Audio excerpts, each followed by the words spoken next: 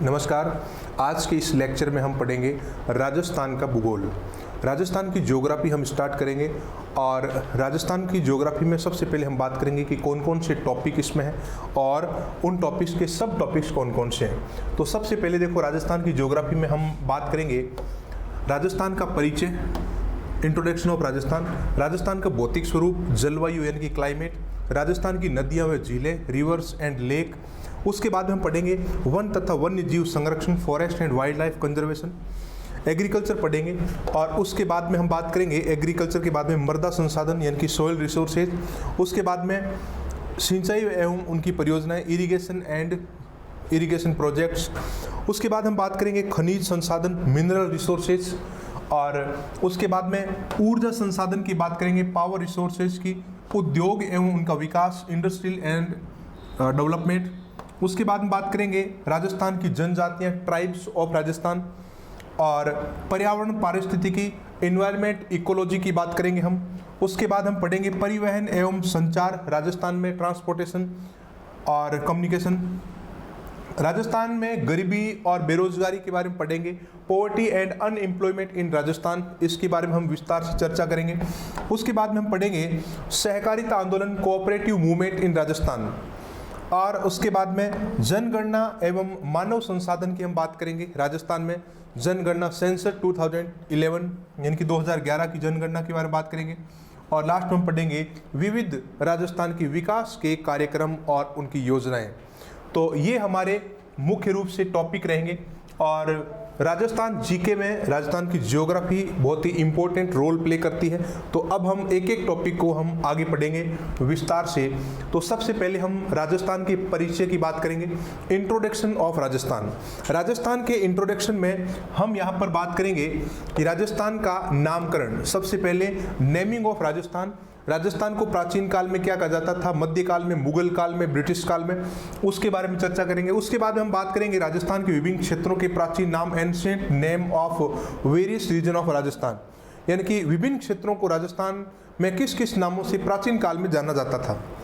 उसके बाद में हम बात करेंगे राजस्थान की ग्लोब के ऊपर स्थिति, position of globe, position and situation of Rajasthan on the globe. इसके ऊपर हम जब चर्चा करेंगे तो अक्षांश और देशांतर रेखाओं के बारे में विस्तार से पढ़ेंगे कि अक्षांश रेखा, देशांतर रेखा और इन रेखाओं का मूल उद्देश्य क्या होता है और समय निर्धारण कौन सी रेखाओं से होता है, एक स्थान से दूसरे स्थान की दूरी कहाँ किस प्रकार से ज्ञात करते हैं, और उसके महत्वपूर्ण क्वेश्चन जो विभिन्न परीक्षाओं में पूछे गए हैं उनके ऊपर भी हम चर्चा करेंगे।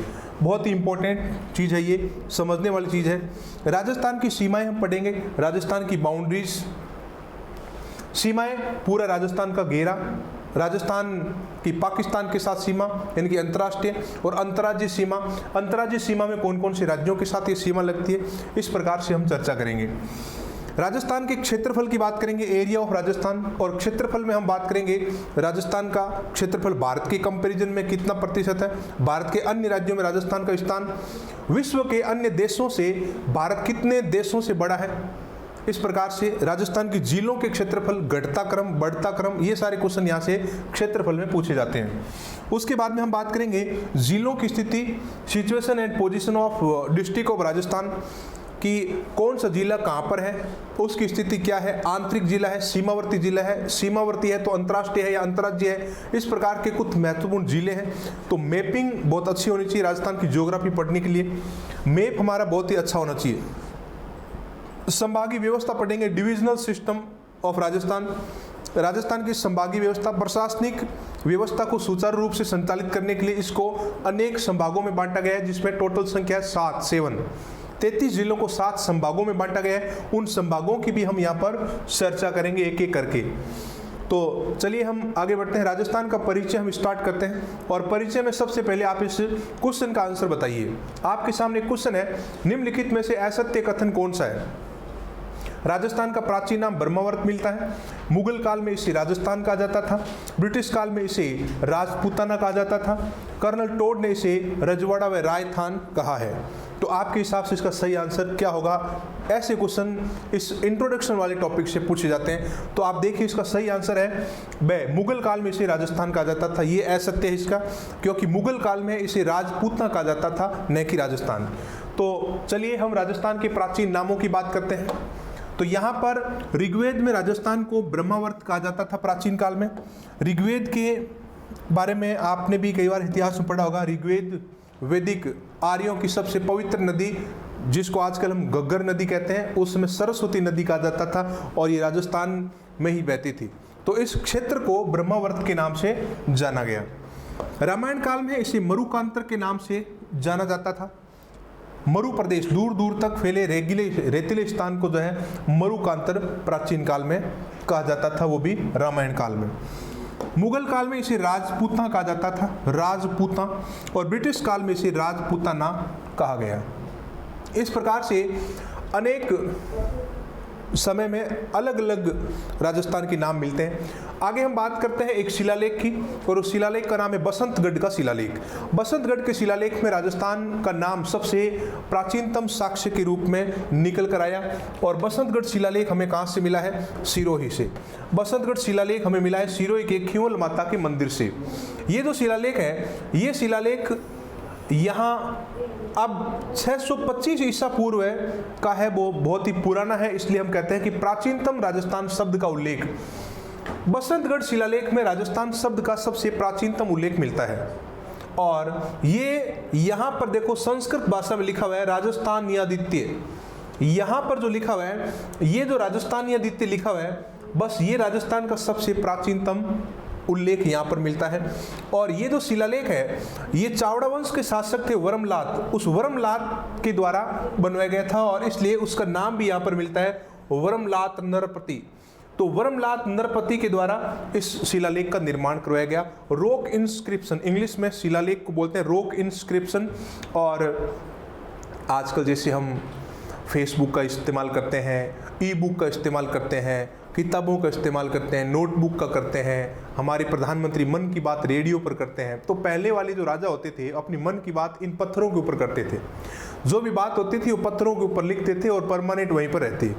आजकल हमारे पास सब कुछ मेमोरी कार्ड है, मेमोरी कार्ड के अंदर सारी चीज़ें सुरक्षित रहती है। तो पहले वालों पर, प्राचीन काल वाले राजाओं के लिए यही मेमोरी कार्ड था कि बड़े बड़े जो ऐसे मजबूत पत्थर होते हैं, शिलाएं, उनके ऊपर उन्होंने लिख दिया और आज भी वो वैसा ही पड़ा है। तो उन्हें हम शिलालेख कहते हैं या रॉक इंस्क्रिप्शन कहते हैं। तो राजस्थान का प्राचीनतम उल्लेख राजस्थान के इस सिरोही के बसंतगढ़ शिलालेख में राजस्थान आदित्य के नाम से मिलता है, जो खियोल माता मंदिर से प्राप्त हुआ है। चावड़ा वंश के शासक वरमलात के इस शिलालेख में दास प्रथा का भी उल्लेख मिलता है। इस बसंतगढ़ शिलालेख में ये इसकी एक अतिरिक्त विशेषता है। तो राजस्थान का हम नामकरण पढ़ रहे हो, नामकरण में अगर हम राजपूताना की बात करें कि राजस्थान का नाम राजपूताना कहने वाले पहले व्यक्ति कौन थे, तो यहाँ पर नाम आता है जॉर्ज थॉमस का। किसका नाम आता है? जॉर्ज थॉमस का। जॉर्ज थॉमस ग्वालियर के रेजिडेंट थे, पॉलिटिकल एजेंट थे, और ये झांसी के शासक भी रहे थे। जॉर्ज थॉमस ने एक पुस्तक लिखी है military memoirs of mister George Thomas. तो यहाँ पर जो है जॉर्ज थॉमस ने सबसे पहले राजपूताना शब्द का इस्तेमाल किया है। इस पुस्तक का संपादक विलियम फ्रैंकलिन के द्वारा किया गया। जॉर्ज थॉमस की पुस्तक का संपादन करने वाले विलियम फ्रैंकलिन ने कहा है कि जॉर्ज थॉमस ही था वो पहला व्यक्ति जिसने इस क्षेत्र को राजपूताना कहा।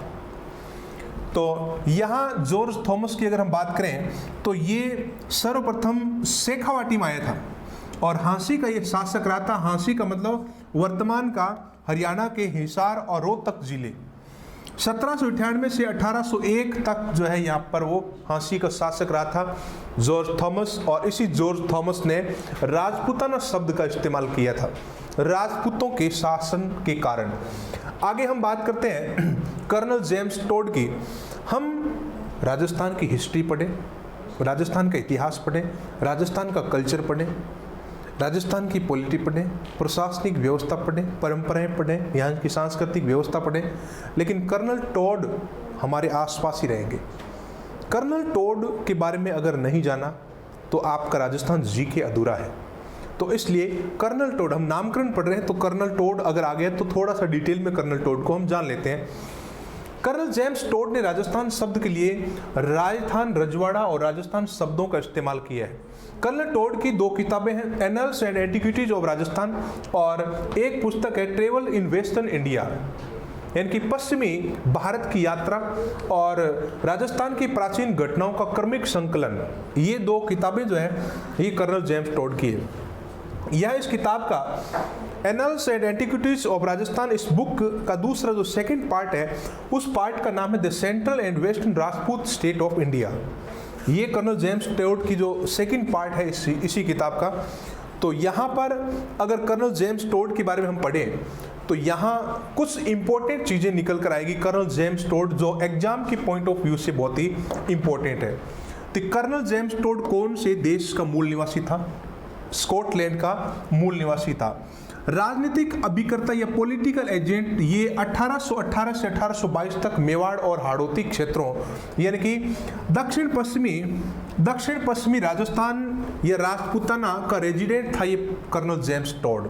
यहाँ पर रहते हुए कर्नल जेम्स टोड ने इतिहास लिखने की रुचि अपने अंदर जगाई और कई शिलालेखों का संकलन किया। ताम्रपत्र जो लेख थे राजस्थान के विभिन्न क्षेत्रों से उनको एकत्रित किया और लास्ट में जो इसने पुस्तक लिखी थी उस पुस्तक का नाम है the annuls and antiquities of Rajasthan. Hindi में इस पुस्तक को कहें कि राजस्थान की प्राचीन घटनाओं का क्रमिक संकलन। संपादक इसका विलियम क्रुक था। विलियम क्रुक ने इस पुस्तक का संपादन किया है, लेकिन पूरा जो है मटेरियल, ये पूरा मटेरियल कर्नल जेम्स टोड का है। इसका सेकंड पार्ट है the central and western Rajput state of India, यानी कि भारत के मध्य व पश्चिमी राज्य, राजपूत राज्य। तो इस पुस्तक में राजपूताना के राजवंश का विस्तार से वर्णन कर्नल जेम्स टोड ने किया है। उसके बाद में हम बात करें कर्नल जेम्स टोड की दूसरी पुस्तक वेस्टर्न इंडिया, यानी कि ट्रेवल्स इन वेस्टर्न इंडिया, यानी कि भारत के पश्चिमी क्षेत्रों की यात्रा या पश्चिमी भारत की यात्रा। ये राजपूती परंपराओं का वर्णन करती है पुस्तक, और इस पुस्तक का यह प्रकाशन जो है कर्नल जेम्स टोड की जो पत्नी क्लटर बक द्वारा किया गया। पूरा नाम है जूलिया क्लटर बक। ये कर्नल जेम्स टोड की पत्नी थी और इसने इस पुस्तक का प्रकाशन किया था कर्नल जेम्स टोड की मृत्यु के बाद। अगर हम कहें कि कर्नल जेम्स टोड ने तो इंग्लिश में किताबें लिखी थी और हिंदी में हमें कैसे पता लगा, तो सबसे पहले कर्नल जेम्स टोड की किताबों का हिंदी में अनुवाद करने वाले जो राजस्थान इतिहास के लेखक है उनका नाम है गौरीशंकर हीराचंद ओझा। तो यहाँ पर गौरीशंकर ओझा जो है वो राजस्थान के सिरोही जिले के रोहिड़ा गांव के मूल निवासी है। इन्होंने कर्नल जेम्स टोड की किताबों का हिंदी में अनुवाद किया था पहली बार। ये इनकी सबसे खासियत या सबसे महत्वपूर्ण विशेषता है। लेफ्टिनेंट कर्नल जेम्स टोड, तो ये अंग्रेज अधिकारी, इस अंग्रेज अधिकारी के बारे में और भी काफ़ी महत्वपूर्ण चीज़ें हैं, उनके बारे में हम जानकारी प्राप्त करेंगे। तो कर्नल जेम्स टोड के बारे में इस प्रकार के क्वेश्चन पूछ जाते हैं। कर्नल जेम्स टोड जब 1822 को राजस्थान से या भारत से जब वापस गया अपने इंग्लैंड, तो बहुत सारे शिलालेख अपने साथ में लेकर गया, ताम्रपत्र लेख अपने साथ में लेकर गया, और यहाँ मानमोरी जो शिलालेख था उसको रास्ते में समुद्र से बाहर उसको फेंकना पड़ा, जहाज के ऊपर बहुत ज़्यादा वजन हो गया था इसलिए। तो इसकी और भी कई खास विशेषताएं हैं। अगर हम एक एक करके देखें तो कर्नल जेम्स टोड के बारे में एग्जाम में यहाँ से भी क्वेश्चन बन सकता है कि राजस्थान इतिहास के जनक कौन थे। तो राजस्थान इतिहास के जनक कहलाते हैं कर्नल जेम्स टोड। टोडगढ़ नाम आपने सुना होगा। अजमेर के बोरसवाड़ा जो गांव है उसका नाम टाडगढ़ उसको कहते हैं, और ये टाडगढ़ नाम रखने वाले उदयपुर के महाराणा भीम सिंह थे। उदयपुर के महाराणा भीम सिंह ने कर्नल जेम्स टोड की सेवाओं से खुश होकर अजमेर के इस क्षेत्र का नाम टाडगढ़ रखा। अजमेर का ये जो गांव है बोरसवाड़ा उसका नाम रखा टाडगढ़। ये जो टाडगढ़ है अजमेर का आप नक्शा देखोगे तो इस प्रकार से नीचे जो एक टूटा हुआ अलग जो क्षेत्र है राउंड सा आपको दिखाई देगा छोटा सा, वो बोरसवाड़ा गांव का है जो अजमेर से टूटा हुआ है। राजस्थान के 2 ही जिले ऐसे हैं जो एक क्षेत्र को छोड़कर आगे जाकर सीमा बनाते हैं। एक तो चित्तौड़गढ़ का भैंसरोडगढ़ क्षेत्र और दूसरा अजमेर का टाडगढ़ क्षेत्र। ये 2 अलग क्षेत्र में जाकर अपनी सीमा बनाते हैं, और अजमेर और चित्तौड़गढ़। तो सॉरी, यहाँ पर बोरसवाड़ा की हम बात कर रहे थे। तो बोरसवाड़ा का नाम जो है टाडगढ़ रखने वाले व्यक्ति कौन थे? उदयपुर की महाराणा भीम सिंह, कर्नल टॉड के नाम पर। कर्नल टॉड ने संतों का शिखर किसे कहा है? कर्नल टॉड ने संतों का शिखर गुरु शिखर को कहा है। गुरु शिखर राजस्थान के सिरोही जिले में माउंट आबू पर्वत की सर्वोच्च चोटी है, सबसे ऊंची चोटी जो है उसका नाम है गुरु शिखर। तो गुरु शिखर को संतों का शिखर इसलिए कहा कर्नल टॉड ने क्योंकि वहाँ बहुत सारे संत इस प्रकार से तपस्या प्राचीन काल से करते आ रहे हैं। तो यहाँ पर इसको सबसे ऊंचाई पर स्थित इस चोटी को कर्नल जेम्स टॉड ने हिंदू ओलंपस कहा है। आबू पर्वत जो है राजस्थान का सबसे ऊंचा आबू पर्वत, इसको हिंदू ओलंपस कहने वाले व्यक्ति कौन थे? तो वो व्यक्ति है कर्नल जेम्स टॉड। यहां पर क्वेश्चन ये भी बन सकता है कि घोड़े वाला बाबा के नाम से कौन प्रसिद्ध है? तो घोड़े वाले बाबा कर्नल जेम्स टॉड है क्योंकि इन्होंने राजस्थान के कई क्षेत्रों में घोड़े के ऊपर सवार होकर यात्राएं की। यात्राएं करने का उद्देश्य था कि जगह जगह से इतिहास के महत्वपूर्ण साक्ष्यों को कलेक्ट करना, इसलिए घोड़े वाले बाबा के रूप में भी ये प्रसिद्ध हुए। तो मानमोरी शिलालेख वो शिलालेख है जो कर्नल जेम्स टॉड अपने साथ में लेकर गए थे और जहाज में ज्यादा वजन होने के कारण इनको समुद्र में फेंकना पड़ा। टॉड ने कहा अगर इसको नहीं फेंका तो हम सब समुद्र में डूब जाएंगे, और इससे जहाज हल्का हो गया और उनकी जान बच गई। मानमोरी शिलालेख मौर्य वंश के राजाओं के बारे में है जो उदयपुर के सामोली क्षेत्र से प्राप्त हुआ है। तो इस प्रकार से कर्नल जेम्स टॉड 19वीं शताब्दी का वो पहला ऐसा शासक है जिसने सामंती या जागीरदारी या फ्यूडल सिस्टम के बारे में पूरा विस्तार से वर्णन किया है। तो कर्नल जेम्स टॉड हमारे लिए बहुत ही इंपॉर्टेंट होने के कारण हमने राजस्थान के नामकरण के साथ में कर्नल जेम्स टॉड को पढ़ लिया ताकि यहाँ से कोई क्वेश्चन हमारे बाहर न जाए। जो हम पढ़ रहे हैं सारे क्वेश्चन उसमें कवर होने बहुत ज़रूरी है। इस प्रकार के फैक्ट जो है प्रायकर एग्जाम में पूछ लिए जाते हैं। तो चलिए हम आगे बढ़ते हैं क्वेश्चन की ओर। क्वेश्चन आपसे ये है कि राजस्थान शब्द का प्राचीनतम प्रयोग किस ग्रंथ में हुआ है? मुहणोत नैणसीरी ख्यात, राजरूपक, वीर विनोद, ए या बे दोनों। ये क्वेश्चन जो है ये भी नामकरण से संबंधित क्वेश्चन है कि राजस्थान का प्राचीनतम प्रयोग किस ग्रंथ में हुआ है। देखो ग्रंथ का नाम पूछा है। अगर पूछे कि प्राचीनतम उल्लेख कहां पर मिलता है तो बसंतगढ़ शिलालेख में, और ग्रंथ पूछा है तो ग्रंथ इसमें से कौन सा है? तो इसमें से आप देखिए ग्रंथ जो है ए तथा बे दोनों है। मुहणोत नैणसीरी ख्यात में भी है, राजरूपक में भी है। अब इन ग्रंथों की अगर हम बात करें तो ये ग्रंथ लिखने वाले आप देखो, नैणसीरी ख्यात ग्रंथ लिखा है मुहणोत नैणसी ने और राजरूपक ग्रंथ लिखा है वीर बाण ने। ये दो महत्वपूर्ण लेखक हैं और इन्होंने अपने इन ग्रंथों के अंदर राजस्थान शब्द का इस्तेमाल किया है। हम यहाँ पर राजस्थान का नामकरण पढ़ रहे हैं इंट्रोडक्शन में। एक क्वेश्चन आप और देखिए, राजस्थान के नामकरण के संबंध में कौन सा कथन असुमेलित है? असुमेलित यानी कि वो सुमेल नहीं है। पूर्वी राजस्थान संघ द्वितीय चरण में, यानी कि राजस्थान का जो एकीकरण हुआ 7 चरणों में, उसमें अलग अलग चरणों में उसके नाम भी अलग अलग रखे गए थे। 1948 से लेकर 1956 तक 7 चरण में राजस्थान का एकीकरण हुआ था आज़ादी के बाद में। तो ये पूछ रहे हैं कि पूर्वी राजस्थान संघ दूसरे चरण में हुआ था क्या? ये पूछ रहे हैं संयुक्त वैरायत राजस्थान चतुर्थ चरण में हुआ था क्या? ये पूछ रहे हैं राजस्थान संघ नाम छठे चरण में रखा गया था क्या? ये पूछ रहे हैं मत्स्य संघ प्रथम चरण में नाम रखा गया था क्या? तो अब आपसे अपेक्षा है कि इस क्वेश्चन का आंसर आपके हिसाब से क्या होगा। चलिए देखते हैं इस क्वेश्चन का सही आंसर बी होगा। संयुक्त बृहत्तर राजस्थान चतुर्थ चरण में नहीं रखा गया, ये 5वें चरण का है। तो यहाँ पर हम असुमेलित की बात कर रहे हैं। देखो यहाँ क्वेश्चन आपसे पूछा है असुमेलित कौन सा है। इस टाइप के क्वेश्चन आपके एग्जाम में पूछे जा सकते हैं। तो आपके एग्जाम में किस किस प्रकार के क्वेश्चन पूछे जाते हैं, साथ साथ हम उनकी भी चर्चा कर रहे हैं। तो उसके बाद में देखो, अब हम यहाँ पर बात करते हैं कि राजस्थान का नामकरण, राजस्थान के एकीकरण के दौरान किन किन नामों से राजस्थान को जाना गया। तो यहाँ पर आप देख सकते हो राजस्थान के नामकरण के बारे में। मत्स्य संघ जो पहला चरण था राजस्थान एकीकरण का, उस समय 18 मार्च 1948 को ये प्रथम चरण में राजस्थान का नाम मत्स्य संघ पड़ा। पूर्वी राजस्थान संघ 25 मार्च 1948 दूसरे चरण में इसका नाम पूर्वी राजस्थान या ईस्टर्न राजस्थान पड़ा। संयुक्त राजस्थान का नाम जो है 18 अप्रैल 1948, ये तीसरा चरण था राजस्थान के एकीकरण का, इस समय इसका नाम संयुक्त राजस्थान पड़ा। वृहद राजस्थान का नाम 30 मार्च 1949 को ये चौथे चरण में वृहद राजस्थान नाम पड़ा था, और 30 मार्च को राजस्थान दिवस भी मनाया जाता है, क्योंकि उस समय 4 बड़ी बड़ी रियासतें जो है इसमें शामिल हो गई थी, जोधपुर, जैसलमेर, बीकानेर और जयपुर। इसलिए इसका नाम वृहद राजस्थान और राजस्थान दिवस के रूप में भी मनाते हैं। संयुक्त वृहद राजस्थान की बात करें तो 15 मई 1949 ये 5वां चरण था। यही क्वेश्चन अभी आपको पूछा था, जिसको ऑप्शन में चौथा चरण लिखा हुआ था, जो असत्य था। तो यहाँ पर संयुक्त वृहद राजस्थान जो है 15 मई 1949 को नाम पड़ा था। राजस्थान संघ इसका नाम पड़ा है 26 जनवरी 1950 को। ये छठा चरण था। 7वें चरण में इसका नाम राजस्थान पड़ा, जो वर्तमान में हम इसको राजस्थान कहते हैं। इस प्रकार से हम यहाँ पर नामकरण जब पढ़ रहे हैं तो नामकरण में ये सारी चीज़ें हमारे लिए इम्पोर्टेंट है।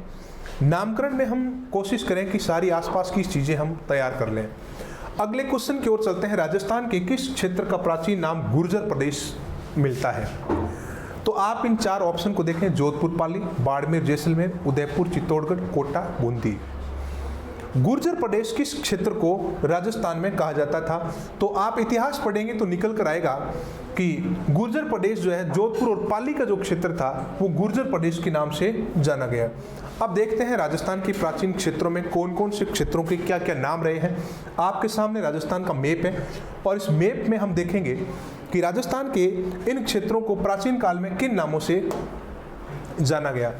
तो आप देखें, पुंगल जैसलमेर का क्षेत्र है, वल या दुंगल ये जैसलमेर और बाड़मेर के क्षेत्र को वल या दुंगल कहा जाता था।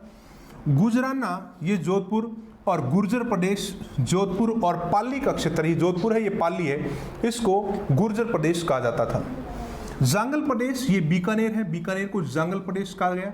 योधे मुख्य रूप से गंगानगर और हनुमानगढ़ का कुछ क्षेत्र आता है। बटनेर हनुमानगढ़ का ही नाम है, बटनेर। अहिछत्रपुर या अहिपुर ये नागौर को कहा जाता था। साकम्बरी अजयमेरू ये अजमेर के नाम है। रामगढ़ प्राचीन जयपुर का नाम है, और विराटनगर जयपुर और टोंक का जो क्षेत्र है उसको विराटनगर कहा जाता था। कुरु ये अलवर का क्षेत्र है, जिसको प्राचीन काल में कुरु कहा जाता था। कुरुक्षेत्र का नाम आपने सुना होगा, महाभारत युद्ध काफी प्रसिद्ध है यहाँ। सौरसेन की बात करें तो उधर भरतपुर, धौलपुर और करौली, इन तीनों क्षेत्रों को प्राचीन काल में सौरसेन नाम से जाना जाता था। है नाम से प्रसिद्ध है कोटा और बूंदी। पाटन और दसपुर के नाम से प्रसिद्ध है झालावाड़। सीवी जनपद जो है उदयपुर और चित्तौड़गढ़ के क्षेत्र को सीवी जनपद कहा जाता था। बागड़ जो क्षेत्र है बागड़ ये बांसवाड़ा और डूंगरपुर का क्षेत्र है, बागड़ी बोली वाला, इसको बागड़ कहते हैं। इसको व्याघ्रवाट भी कहा जाता है। देवलिया वर्तमान में जो प्रतापगढ़ है वो देवलिया है। उसके बाद में इधर आप देखें तो श्रीमाल और भीनमाल ये यहाँ पर बाड़मेर के नाम है, बाड़मेर के प्राचीन नाम। कुछ यहाँ पर जो है जालोर का क्षेत्र भी शामिल होता है। स्वर्णगिरी जबालीपुर ये जालोर के प्राचीन नाम है, स्वर्णगिरी जबालीपुर। इंद्रावती जो नाम है ये सिरोही का नाम है, इंद्रावती। इस प्रकार से चंद्रावती। तो यहाँ पर जो है अलग अलग क्षेत्रों के अलग अलग प्राचीन काल में नाम मिलते हैं, और जब एक क्वेश्चन आ गया तो अगली बार दूसरे नाम का क्वेश्चन बन सकता है, इसलिए हमने इन सारी चीज़ों को एक साथ ही कर लिया। चलिए अगले क्वेश्चन की ओर चलते हैं। आपके सामने क्वेश्चन है, निम्नलिखित में से कौन सा असुमेलित है, यानी कि सुमेलित नहीं है? कांठल प्रदेश माही नदी का क्षेत्र, ढूंढाड़ प्रदेश ढूंढ नदी का क्षेत्र, बागड़ प्रदेश बांसवाड़ा डूंगरपुर का क्षेत्र, बांगड़ प्रदेश बीकानेर व गंगानगर का क्षेत्र। तो इसमें से आपके हिसाब से सही क्या होगा, आप इसको देखिए, और इसका सही आंसर चलिए हम देखते हैं। यहाँ पर असुमेलित है बांगड़ प्रदेश बीकानेर व गंगानगर, तो ये इसका असत्य है क्योंकि असुमेलित पूछा है। चलिए हम देखते हैं कि इस प्रकार के नाम कहाँ पर मिलते हैं। चलिए, तो कांठल प्रदेश की अगर हम बात करें तो प्रतापगढ़ डूंगरपुर बांसवाड़ा माही नदी का क्षेत्र कांठल प्रदेश कहलाता है। कांठ का मतलब होता है किनारा, ऐसा क्षेत्र नदी के किनारे वाला उपजाऊ क्षेत्र। 56 का मैदान की बात करें तो प्रतापगढ़ व बांसवाड़ा के 56 गांव उपजाऊ भूमि वाले 56 गांव का मैदानी भाग। मेवल व देवलिया डूंगरपुर व बांसवाड़ा का क्षेत्र मेवल व देवलिया कहलाता है। ऊपरमाल का पठार भैंसरोडगढ़ यानी कि चित्तौड़गढ़ से लेकर बिजोलिया तक, आप यहाँ अगर देखें ये भैंसरोडगढ़ है, यहाँ से लेकर ये भीलवाड़ा के बिजोलिया तक ये ऊपरमाल का पठार है। भूमि ऊपर उठी हुई उपजाऊ भूमि जो है उसे कहते हैं ऊपर माल का पठार। यहां पर देखो ढूंढार प्रदेश, ढूंढ नदी का जो क्षेत्र है, ये ढूंढ नदी जयपुर के आसपास ढूंढ नदी जो उसका क्षेत्र है, प्राचीन काल में इसको ढूंढाड़, वर्तमान में भी या ढूंढाड़ बोली के कारण इसको ढूंढाड़ कहते हैं, लेकिन ढूंढ जो है एक नदी का नाम है। थली, सरदार शहर व चूरू का जो क्षेत्र है, यहाँ पर जो है ये सरदार शहर और चूरू का जो क्षेत्र है इसको थली के नाम से जाना जाता है। ये भौगोलिक क्षेत्रों के आधार पर नाम पड़े हैं। बांगर प्रदेश की बात करें तो शेखावाटी का जो क्षेत्र है वो बांगर के नाम से जाना जाता है। शेखावाटी में देखो कौन कौन से जिले आते हैं। शेखावाटी में आते हैं सीकर, चूरू, झुंझुनू और नागौर का उत्तरी क्षेत्र, ये शेखावाटी में आता है। देखो बांगर अलग है, बांगड़ अलग है, बागड़ अलग है, बांगड़ अलग है। अगर ऊपर अनुस्वार लग गया, बिंदी लग गई तो बांगर है, वो अनुपजाऊ भूमि के कारण है जो शेखावाटी का क्षेत्र है। और बिंदी को हटा दिया तो बागड़ हो गया, और बागड़ एक बागड़ी बोली है, बोली के कारण उसको पड़ा है। जो गुजरात के सीमावर्ती क्षेत्र है इसको हम कहते हैं बागड़। जो बांसवाड़ा डूंगरपुर का जो क्षेत्र है वो बागड़ कहलाता है, बागड़ी बोलते हैं। लेकिन बांगड़ जो है, बांगड़ या बांगर, ये शेखावाटी का क्षेत्र है। तो शब्दों में आपको कंफ्यूज नहीं होना है, बहुत ही सिंपल है लेकिन इंटरेस्टेड भी है। चलिए अगले क्वेश्चन की ओर चलते हैं। आपके सामने क्वेश्चन है, राजस्थान का वर्तमान कौन सा क्षेत्र मेवाड़ का हिस्सा नहीं था? पाली, प्रतापगढ़, चित्तौड़गढ़, उदयपुर। मेवाड़ का हिस्सा कौन नहीं था? कुछ ऐसे क्षेत्र हैं जो राज कार्यों, राजवंश के कारण उनके नाम जो है अलग अलग क्षेत्रों के साथ में जुड़े हुए हैं।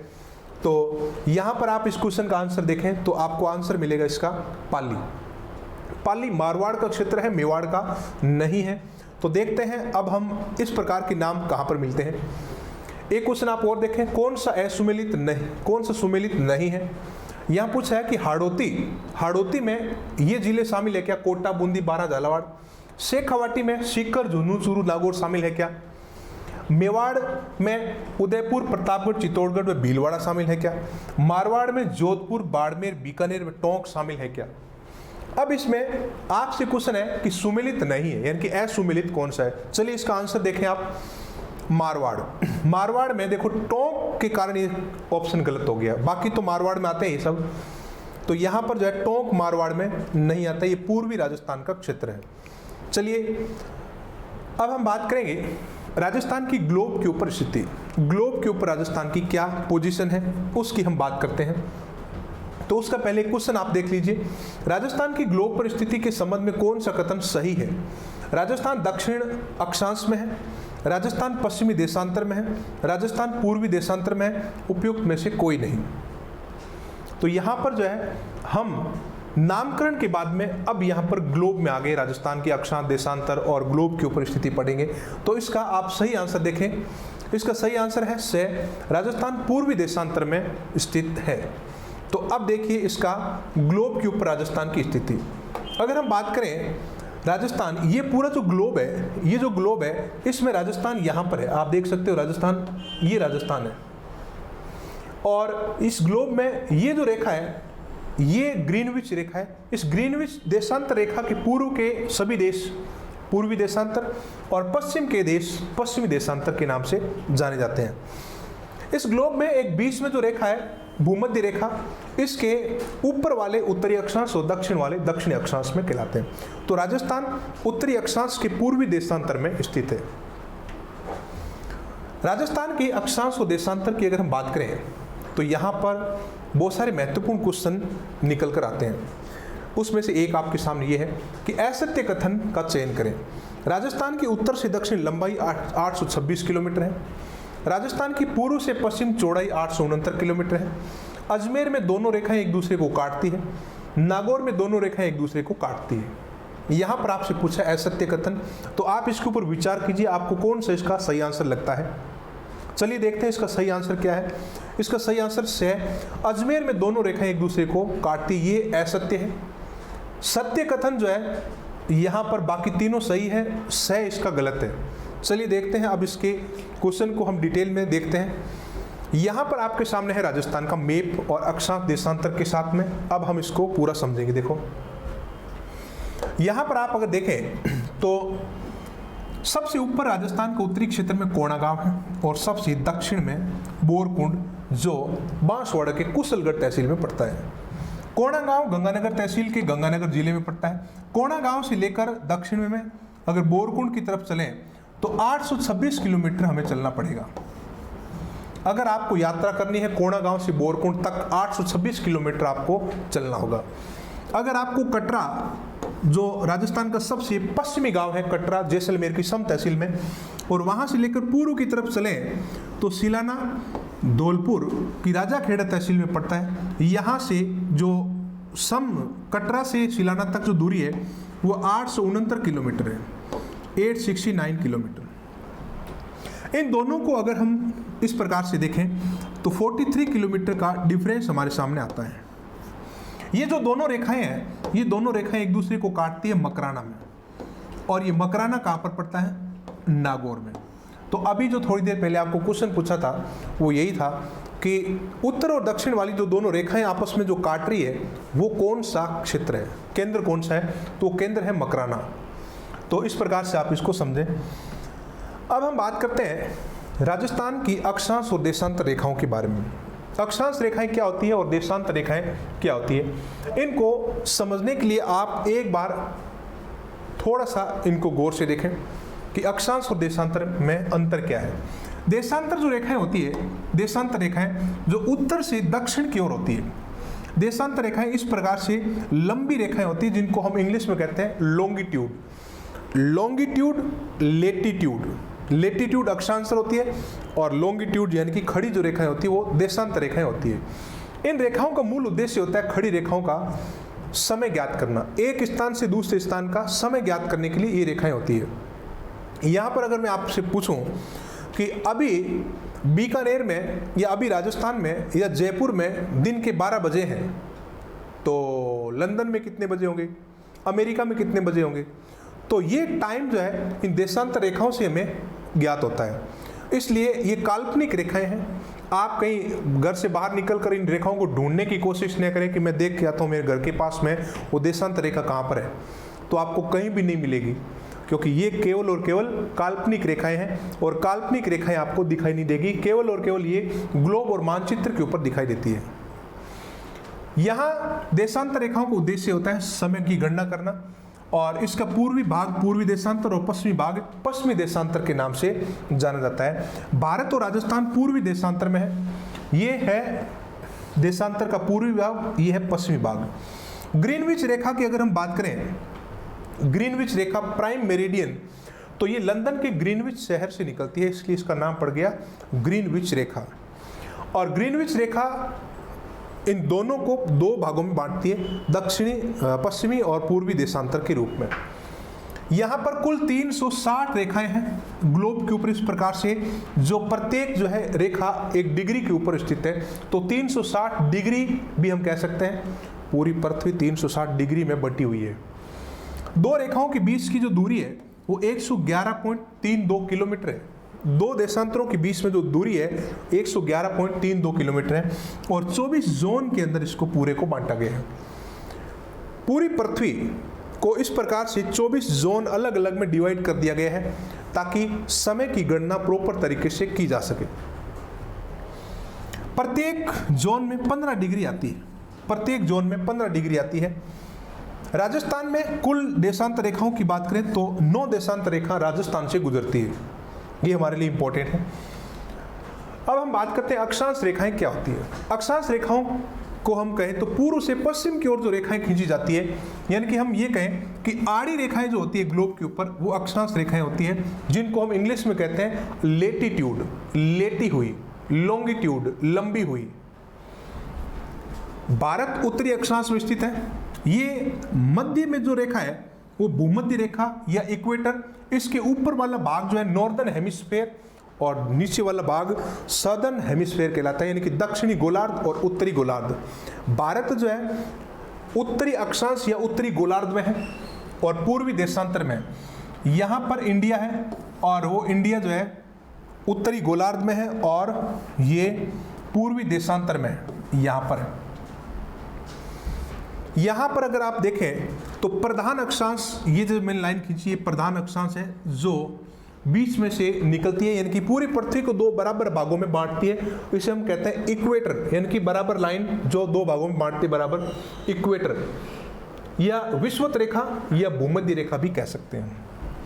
दो अक्षांशों के बीच की दूरी कई बार पूछ ली जाती है। दो अक्षांशों के बीच की जो दूरी होती है वो 111 किलोमीटर होती है, और दो देशांतर के बीच की जो दूरी होती है 111.32 किलोमीटर होती है।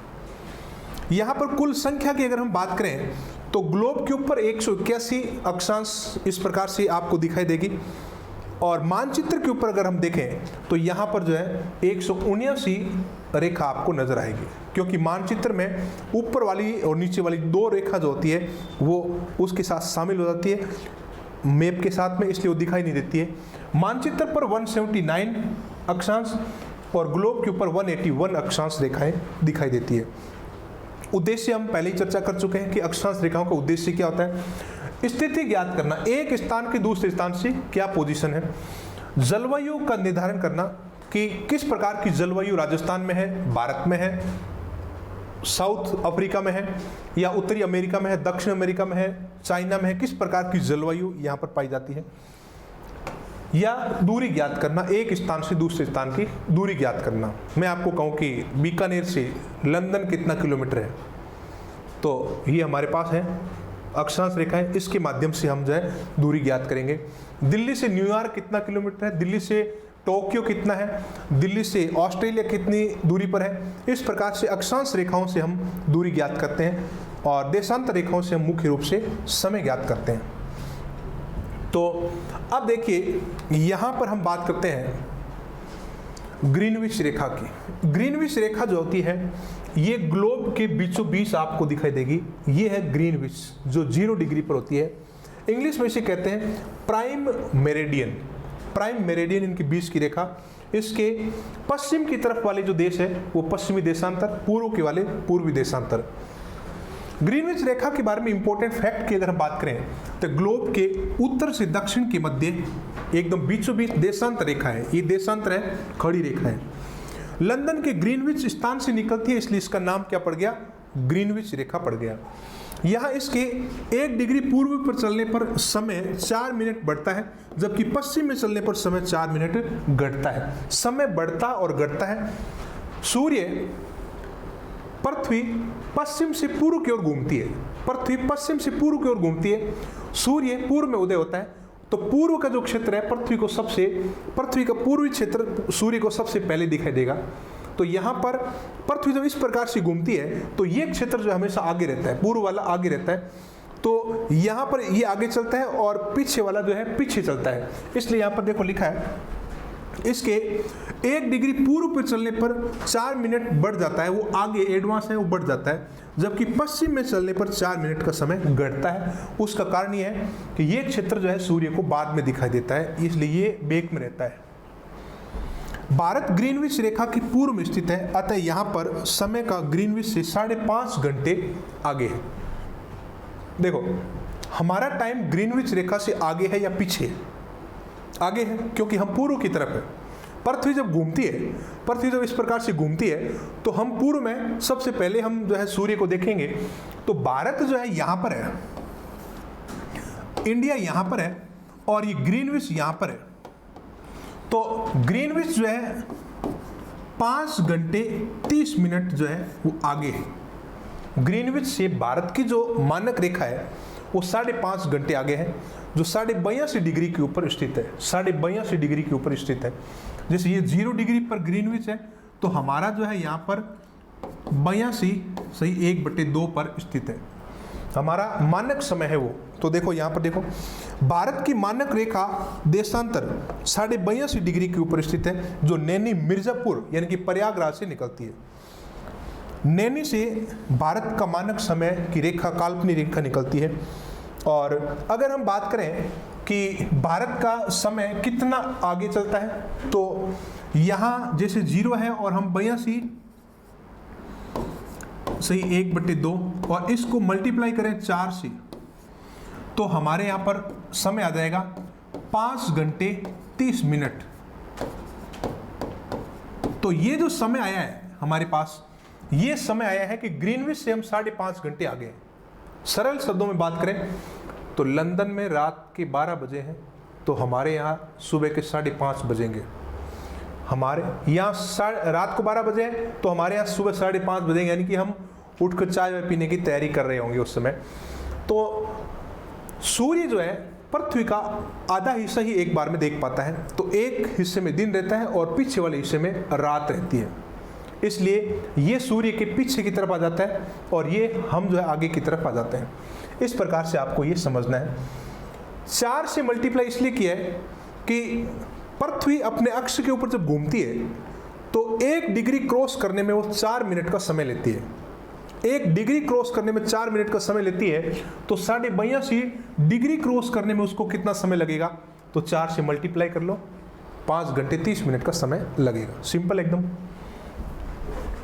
चलिए आगे बढ़ते हैं। देखो यहाँ पर एक बार थोड़ा सा राजस्थान की अक्षांश देशांतर के ऊपर हम चर्चा कर लेते हैं। राजस्थान की अक्षांश और देशांतर की बात करें तो उत्तरी अक्षांश राजस्थान जो है 30 डिग्री 12 मिनट उत्तरी अक्षांश पर है और 23 डिग्री 3 मिनट जो है वहाँ से स्टार्ट होता है। राजस्थान का अक्षांश जो है, राजस्थान वैसे हमने बात कर ली उत्तरी अक्षांश में है, तो 23 डिग्री 3 मिनट उत्तरी अक्षांश से लेकर कहाँ तक है? 30 डिग्री 12 मिनट उत्तरी अक्षांश तक। अगर आपको पूछे कि राजस्थान का अक्षांशीय फैलाव कितना है, ये फैलाव कितना है, तो आप 30-12 में से 23-3 को माइनस कर दें तो निकल कर आ जाएगा आपका ये 7 डिग्री 9 मिनट निकल कर आ जाएगा। तो 7 डिग्री 9 मिनट का हमारा अक्षांशीय जो है ये फैलाव है, ये फैलाव है राजस्थान का। अगर हम बात करें कि देशांतरीय राजस्थान का विस्तार कितना है, देशांतर, तो यहाँ पर आप देखो 69 डिग्री 30 मिनट पूर्वी देशांतर से लेकर, हम यहाँ से स्टार्ट करते हैं, पूर्व की ओर चलते हैं। पूर्वी देशांतर तो इसलिए आ गया कि हम पूर्व में हैं, हम इस ग्लोब के पूर्व में हैं, तो पूर्वी देशांतर से लेकर 78 डिग्री 17 मिनट 78 डिग्री 17 मिनट पूर्वी देशांतर तक हमारा फैलाव जो है वो यहाँ से यहाँ तक है। कितना है? तो आप जो है 78 डिग्री 17 मिनट में से 69 डिग्री 30 मिनट माइनस कर दीजिए, आपका ये निकल कर आ जाएगा। तो ये यहाँ पर आपका आ जाएगा लगभग 9 जो है डिग्री, यहाँ पर उसका डिफरेंस आ जाएगा। चलिए तो अब हम बात करते हैं राजस्थान में सूर्योदय के बारे में, सूर्यास्त के बारे में, कि राजस्थान में अगर आपको पूछे कि सबसे पहले सूर्योदय कहाँ पर होता है और सबसे बाद में सूर्योदय या सूर्यास्त कहाँ पर होता है, तो आप थोड़ा सा गौर से देखिए। ये है पृथ्वी और ये है सूर्य। हमने चर्चा की थी कि पृथ्वी अपने अक्ष पर पश्चिम से पूर्व की ओर घूमती है, आपको याद रह जाएगा। देखो पश्चिम से पूर्व, पै फॉर पश्चिम, पू फॉर पूर्व, पश्चिम पूर्व, पू पप्पू पप्पू। तो पप्पू जो है, एक पप्पू नाम का एक व्यक्ति है, वो जो है पृथ्वी को घुमाता है। आप ऐसे याद कर लोगे, एक पप्पू नाम का व्यक्ति है जो पृथ्वी को ऐसे घुमा रहा है। तो पृथ्वी पश्चिम से पूर्व की ओर घूम रही है। यहाँ पर है ये सन, सूर्य, और यहाँ पर जो सूर्य है, अब ये देखो पृथ्वी है आप पर, यहाँ पर है नाइट और यहाँ पर है डे। सूर्य को जो हिस्सा दिखता है वही दिन होता है और पृथ्वी के पीछे वाला हिस्सा ब्लैक जो है यहाँ पर रात है। पृथ्वी पश्चिम से पूर्व की ओर घूमती है, तो सबसे पहले पूर्व का हिस्सा जो है सूर्य को दिखाई देगा। तो पूर्व के जो क्षेत्र है वहां सबसे पहले सूर्योदय होगा। तो राजस्थान में पूर्वी जिला कौन सा है? धौलपुर। तो धौलपुर में सबसे पहले सूर्योदय होगा। भारत में सबसे पूर्वी राज्य कौन सा है? अरुणाचल प्रदेश। तो अरुणाचल प्रदेश के वालांगू में भारत में सबसे पहले सूर्योदय होता है। भारत में अगर सूर्योदय का डिफरेंस याद करें तो 2 घंटे का डिफरेंस है अरुणाचल प्रदेश और गुजरात में। गुजरात में सूर्य 2 घंटे के बाद दिखाई देता है। 2 घंटे पहले अरुणाचल प्रदेश वाले जो है सूर्य का दर्शन कर चुके होते हैं। इस प्रकार से गुजरात में अगर सूर्योदय 6 बजे होता है तो अरुणाचल प्रदेश में सुबह 4 बजे सूर्योदय हो जाता है। तो इस प्रकार से राजस्थान में भी डिफरेंस है, तो उस डिफरेंस की भी हम बात करेंगे। देखो यहाँ पर आप देखें सूर्योदय, सूर्यास्त, सनराइज एंड सनसेट। पृथ्वी पश्चिम से पूर्व की ओर घूमती है तथा सूर्य पूर्व में उदय होता है। अतः पूर्वी क्षेत्र सर्वप्रथम तथा पश्चिमी क्षेत्र में अंतिम समय में सूर्योदय या सूर्यास्त होगा। सिंपल एकदम। भारत में सर्वप्रथम सूर्योदय व सूर्यास्त अरुणाचल प्रदेश के वालांगू में होता है तथा सबसे अंत में गुजरात के जाहर क्रीक में होता है। राजस्थान की बात करें, राजस्थान में सूर्योदय सबसे पहले सिलाना में यानी कि धौलपुर का सिलाना, जबकि सबसे अंत में जो होता है वो कटरा जैसलमेर में होता है। ये पूर्व और पश्चिम का ये डिफरेंस है। अब आप सोच रहे होंगे ये कितना डिफरेंस है, ये डिफरेंस निकालते कैसे हैं, डिग्री से समय कैसे ज्ञात करते हैं, तो उसके बारे में भी हम चर्चा करेंगे। देखो यहां पर अगर हम बात करें कि धौलपुर, यदि धौलपुर में सूर्योदय सुबह 5 बजे होता है तो जैसलमेर में कितने बजे होगा। धौलपुर में सूर्योदय सुबह 5 बजे होता है तो जैसलमेर में कितने बजे होगा। तो आपको डिग्री पता होनी चाहिए, जिसे अभी हमने बात की थी कि धौलपुर 78 डिग्री अक्षांश पर है, देशांतर पर है, और 69 के ऊपर जैसलमेर है। तो इन दोनों का जो है विस्तार जो है, ये जो डिफरेंस है वो ज्ञात कर लीजिए और फिर 4 से मल्टीप्लाई कर दीजिए, वो आपका मिनट में कन्वर्ट हो जाएगा। देखो कैसे, ये जो है 78 डिग्री 17, ये है धौलपुर, ये धौलपुर की बात हो रही है यहाँ पर, और 69 डिग्री 30 जो है ये है जैसलमेर की सम तहसील। अब इनको माइनस करेंगे तो हमारे पास आता है 8 डिग्री 47 मिनट, 8 डिग्री 47 मिनट। देखो 1 डिग्री में 60 मिनट होता है, आपको ध्यान रखना है। 78 डिग्री में से 69 डिग्री 30 मिनट माइनस करना है, तो मिनट से मिनट माइनस कर लो, डिग्री से डिग्री को माइनस कर लो। 17 में से 30 नहीं जाएंगे तो क्या करेंगे, एक यहाँ से उधार लेंगे और उधार एक यहाँ से डिग्री उधार ले रहे हैं, तो 1 डिग्री में कितना मिनट होता है, 1 डिग्री में 60 मिनट होता है। तो यहाँ से 1 लेने का मतलब यहाँ 60 लिया है, तो यहाँ से हमने 60 उधार ले लिया 1 डिग्री। 78 कह रहा है कि मैं जो है डिग्री में देता हूँ, मिनट में नहीं देता हूँ, आप मिनट बना लेना उसके। तो यहाँ पर हमने 60 ले लिए, तो ये हो गए 77, 60 और 17 77, 77 यानी कि 77 में से 30 माइनस कर लो, 47 आ जाएगा, और 47 तो मिनट आ गया। अब यहाँ पर जो रह गए, एक तो हमने ले लिया, तो पीछे कितने रह गए 77, और 77 में से आप जो है 69 माइनस करो तो ये आ जाएगा 8। तो 8 डिग्री 47 मिनट आपका डिफरेंस आ गया राजस्थान में धौलपुर और जैसलमेर के बीच का। अब आपके लिए आसान हो गया, देखो कैसे, ये डिफरेंस आ गया। अब इस डिफरेंस को आप क्या करेंगे, 4 से मल्टीप्लाई कर देंगे। क्यों मैं 4 से मल्टीप्लाई क्यों करूं, 4 में ऐसा क्या है, मैं 5 से करूं, मैं 6 से करूं, मैं 2 से करूं, मैं 1 से करूं। देखो भाई साहब, ऐसी बात है ना कि पृथ्वी अपने अक्ष के ऊपर जब घूमती है तो वो डिग्री काउंट करते हैं हम। 4 मिनट में 1 डिग्री घूमती है पृथ्वी, 4 मिनट में 1 डिग्री घूमती है, तो इसलिए हम 4 से मल्टीप्लाई करेंगे। टोटल डिग्री है, इसको टोटल मिनट से मल्टीप्लाई करेंगे, तो ये 35 मिनट 8 सेकंड का टाइम हमारे पास एग्जैक्ट आ जाएगा। लगभग अगर हम कहें 36 मिनट आ जाएगा, तो 35 मिनट 8 सेकंड का टाइम हमारे पास आ गया। अब देखिए 5 बजे धौलपुर में होता है, तो जैसलमेर में बाद में होगा। कितना बाद में होगा, इतना बाद में होगा, तो जैसलमेर में होगा 5:35 8 सेकंड पर सूर्योदय होगा। सिंपल एकदम। दोनों जिलों का देशांतरी विस्तार 9 डिग्री है, लगभग 9 डिग्री मान सकते हैं, लगभग इसको 9 डिग्री मान सकते हैं। 9 चौक 36, तो लगभग 36 मिनट का अंतर हम ऐसे भी कर सकते हैं। पृथ्वी 1 डिग्री 4 मिनट में घूमती है, पृथ्वी 15 डिग्री 60 मिनट में घूमती है। 9 × 4 36 मिनट, यानी कि 5:36 मिनट पर लगभग जैसलमेर में सूर्योदय होगा। इस क्वेश्चन का आंसर हमारे पास आ गया। चलिए अब हम आगे बढ़ते हैं। आपसे एक क्वेश्चन है, राजस्थान में सूर्य की सबसे सीधी किरणें कहाँ पर पड़ती है। क्वेश्चन बहुत ही सिंपल है, बहुत ही इंटरेस्टेड है। राजस्थान में सूर्य की सबसे सीधी किरणें कहाँ पर पड़ती है। बांसवाड़ा, गंगानगर, धौलपुर, डूंगरपुर। क्वेश्चन का आंसर आप दें। चलिए हम देखते हैं इस क्वेश्चन का सही आंसर बांसवाड़ा। जो सूर्य के सबसे निकट होगा वहाँ पर सीधी किरणें पड़ेगी, जो सूर्य से दूर होगा वहाँ पर तिरछी किरणें पड़ेगी। सिंपल एकदम। इस कॉन्सेप्ट को समझते हैं हम। देखो इस कॉन्सेप्ट को समझने के लिए हमें कर्क रेखा को जानना पड़ेगा।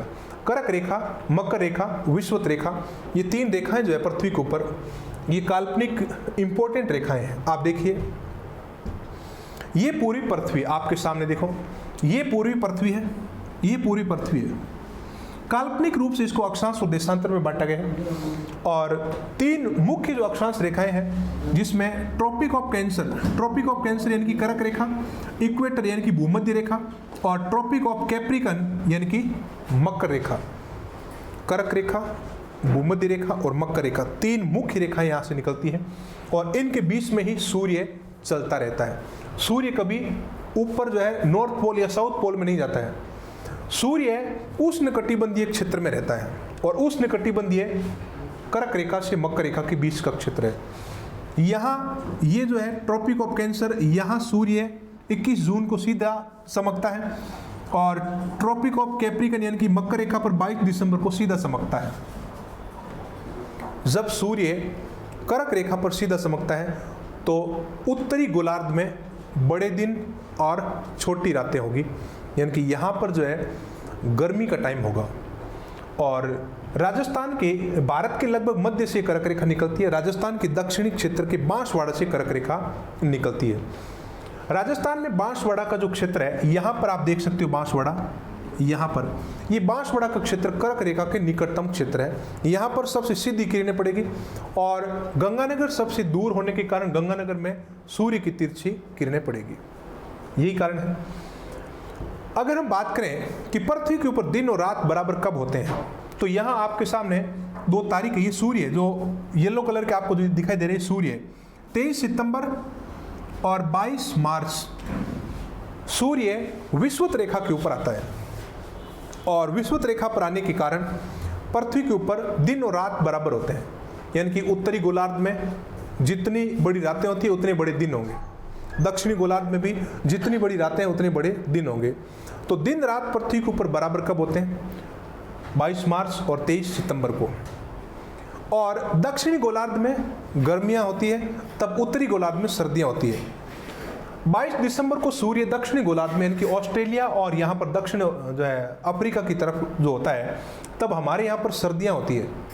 तो सूर्य यहाँ पर है तो यहाँ पर क्या होगा? सर्दियाँ होगी, और जहाँ सूर्य होगा वहाँ पर गर्मियाँ होगी। अभी सूर्य जो है, देखो सूर्य 21 जून को यहाँ पर था, हमारे पास ही था। उसके बाद में अब सूर्य जो है इधर धीरे धीरे जा रहा है, तो 23 सितंबर को सूर्य आ जाएगा कहाँ पर? विषुवत रेखा के ऊपर आ जाएगा। और उसके बाद में 22 दिसंबर को सूर्य आ जाएगा कहाँ पर? यहाँ पर आ जाएगा मकर रेखा के ऊपर। 3-3 महीने का गैप है, याद करने में बहुत आसानी है आपको। देखो 22 दिसंबर से 3 महीने जोड़ लो, दिसंबर के बाद में जनवरी, फरवरी और मार्च, ये रहा देखो 22 मार्च को सूर्य आ गया विषुवत रेखा पर।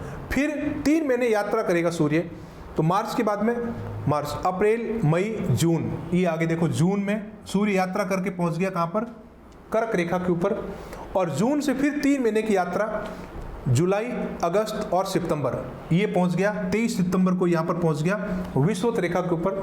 फिर सितंबर से 3 महीने के बाद यात्रा करके कहाँ पहुंचेगा? अक्टूबर, नवंबर, दिसंबर, ये 22 दिसंबर को पहुंच गया यहाँ पर मकर रेखा के ऊपर। इस प्रकार से सूर्य जो है यहाँ इन तीनों रेखाओं के बीच ही रहता है और सबसे ज़्यादा वर्षा यहीं पर होती है। चलिए, तो ये कॉन्सेप्ट आपको समझाना जरूरी था। कर्क रेखा ग्लोब पर 23.5 डिग्री उत्तरी अक्षांश पर कर्क रेखा है। ये देखो 23.5 degree north, 23.5 degree south. South में मकर रेखा और नॉर्थ में कर्क रेखा। दक्षिण अक्षांश पर मकर रेखा यानी कि कैप्रिकन। कर्क रेखा भारत के 8 राज्यों से गुजरती है, और 8 राज्य कौन से? गुजरात, राजस्थान, मध्य प्रदेश, छत्तीसगढ़, झारखंड, पश्चिम बंगाल, त्रिपुरा और मिजोरम। राजस्थान में कर्क रेखा दक्षिणी डूंगरपुर के चीखली गांव से तथा बांसवाड़ा के निकट से निकलती है। अगर हम बात करें कि राजस्थान में कौन सा गांव कर्क रेखा के निकटतम है, तो हम कहेंगे डूंगरपुर का चीखली गांव। और कौन सा जिला मुख्यालय राजस्थान के निकटतम है कर्क रेखा के, तो वो है बांसवाड़ा। बांसवाड़ा जिला मुख्यालय कर्क रेखा के निकटतम है। और उसके बाद में हम बात करें कि 21 जून को जो सूर्य है उसकी सीधी किरणें कहाँ पर पड़ती है, तो बांसवाड़ा के कुशलगढ़ क्षेत्र में।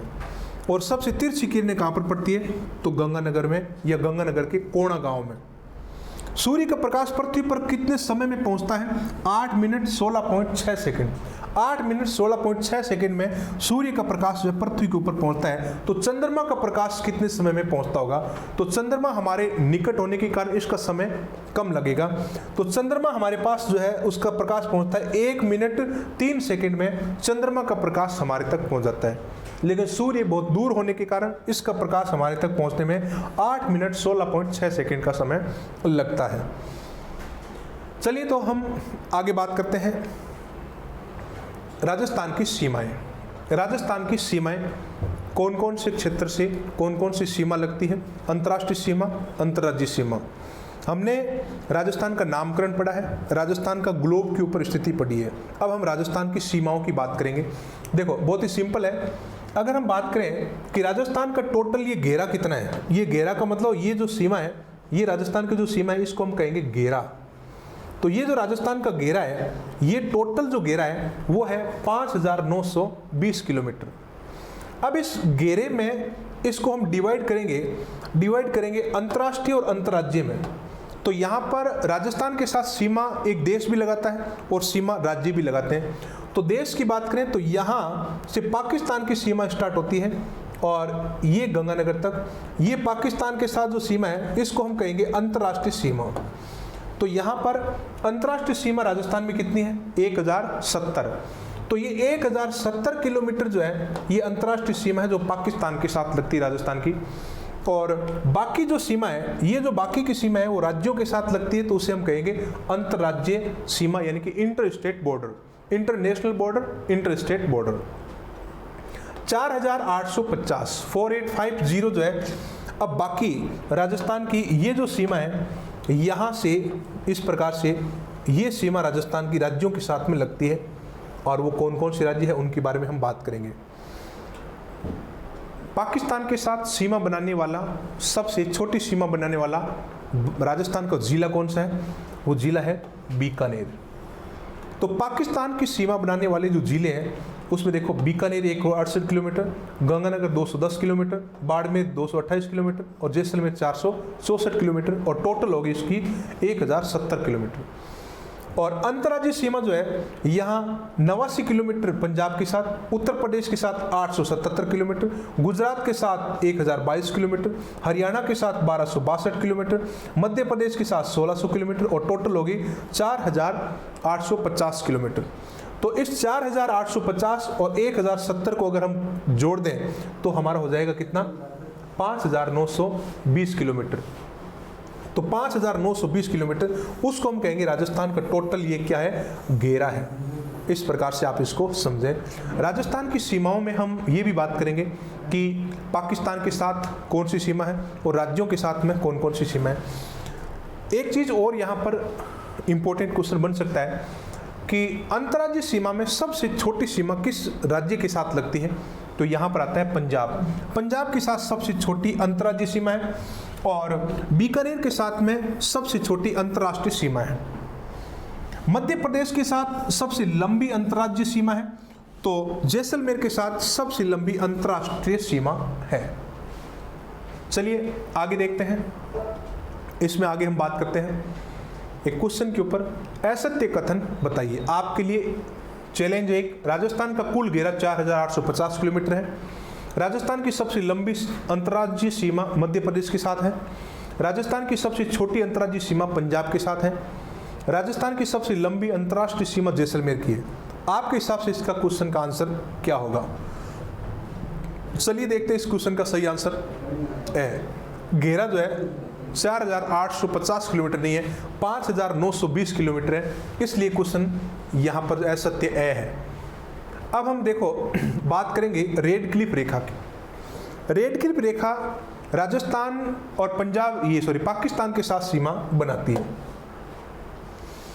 यहाँ अगर रेड क्लिफ, पूरी रेड क्लिफ की बात करें तो जम्मू कश्मीर से स्टार्ट होती है और जम्मू कश्मीर के बाद में पंजाब, ये देखो पंजाब यहाँ पर, और ये जम्मू कश्मीर है और ये राजस्थान है। 1070 किलोमीटर राजस्थान के साथ में ये रेड क्लिफ है और ये है गुजरात के साथ में, इस प्रकार से। तो रेड क्लिफ रेखा जो है भारत के 3 राज्य और एक केंद्र शासित प्रदेश के साथ लगती है। जम्मू कश्मीर एक केंद्र शासित प्रदेश ही, ध्यान रखना आपको, पहले वो राज्य हुआ करता था। तो रेड क्लिफ रेखा सबसे लंबी जम्मू कश्मीर के साथ लगती है, कितनी? 1216 किलोमीटर। और रेड क्लिफ रेखा सबसे छोटी गुजरात के साथ लगती है, कितनी? 510 किलोमीटर। और राजस्थान दूसरे स्थान पर है 1070 किलोमीटर के साथ। रेड क्लिफ रेखा का निर्धारण 14 अगस्त 1947 को अंग्रेज अधिकारी सर सिरिल रेडक्लिफ के द्वारा किया गया। सर सिरिल रेडक्लिफ द्वारा इसका किया गया नामकरण, इसलिए इसका नाम हो गया रेड क्लिफ रेखा। ये पहले पूर्वी पाकिस्तान और पश्चिमी पाकिस्तान दोनों के साथ भारत की सीमा बनाती थी, और पूर्वी पाकिस्तान का नाम अब बांग्लादेश हो गया। तो अब ये सीमा जो है भारत और पाकिस्तान के बीच में है। तो ये देखिए रेड क्लिफ रेखा, ये यहाँ पर आप देख सकते हो रेड क्लिफ रेखा जो है पाकिस्तान और भारत के बीच में। यहाँ हम राजस्थान के साथ में रेड क्लिफ रेखा की बात कर रहे हैं। तो राजस्थान के 4 जिले जो हैं वो रेड क्लिफ रेखा के ऊपर है, जिसमें सबसे लंबी जैसलमेर की और सबसे छोटी बीकानेर की सीमा है। टोटल सीमा कितनी है? 1070 किलोमीटर। तो रेड क्लिफ रेखा पर जो पाकिस्तान के 3 राज्य हैं उनका नाम है मीरपुर, खैरपुर और बावलपुर। ये 3 जो पाकिस्तान के प्रांत हैं वो इस प्रकार से राजस्थान के साथ में सीमा बनाते हैं। यहाँ पर आप देखें तो ये जैसलमेर की है 464 किलोमीटर, ये 168 किलोमीटर बीकानेर की है, 210 किलोमीटर गंगानगर की है, 228 किलोमीटर बाड़मेर की है। यहाँ आप इस प्रकार से इनको याद भी रख सकते हो कि छोटे से बड़े की ओर घटते क्रम में बीकानेर, गंगानगर, बाड़मेर, जैसलमेर। तो आप इसको शॉर्ट ट्रिक में ऐसे भी बना सकते हो कि बींग बाजे,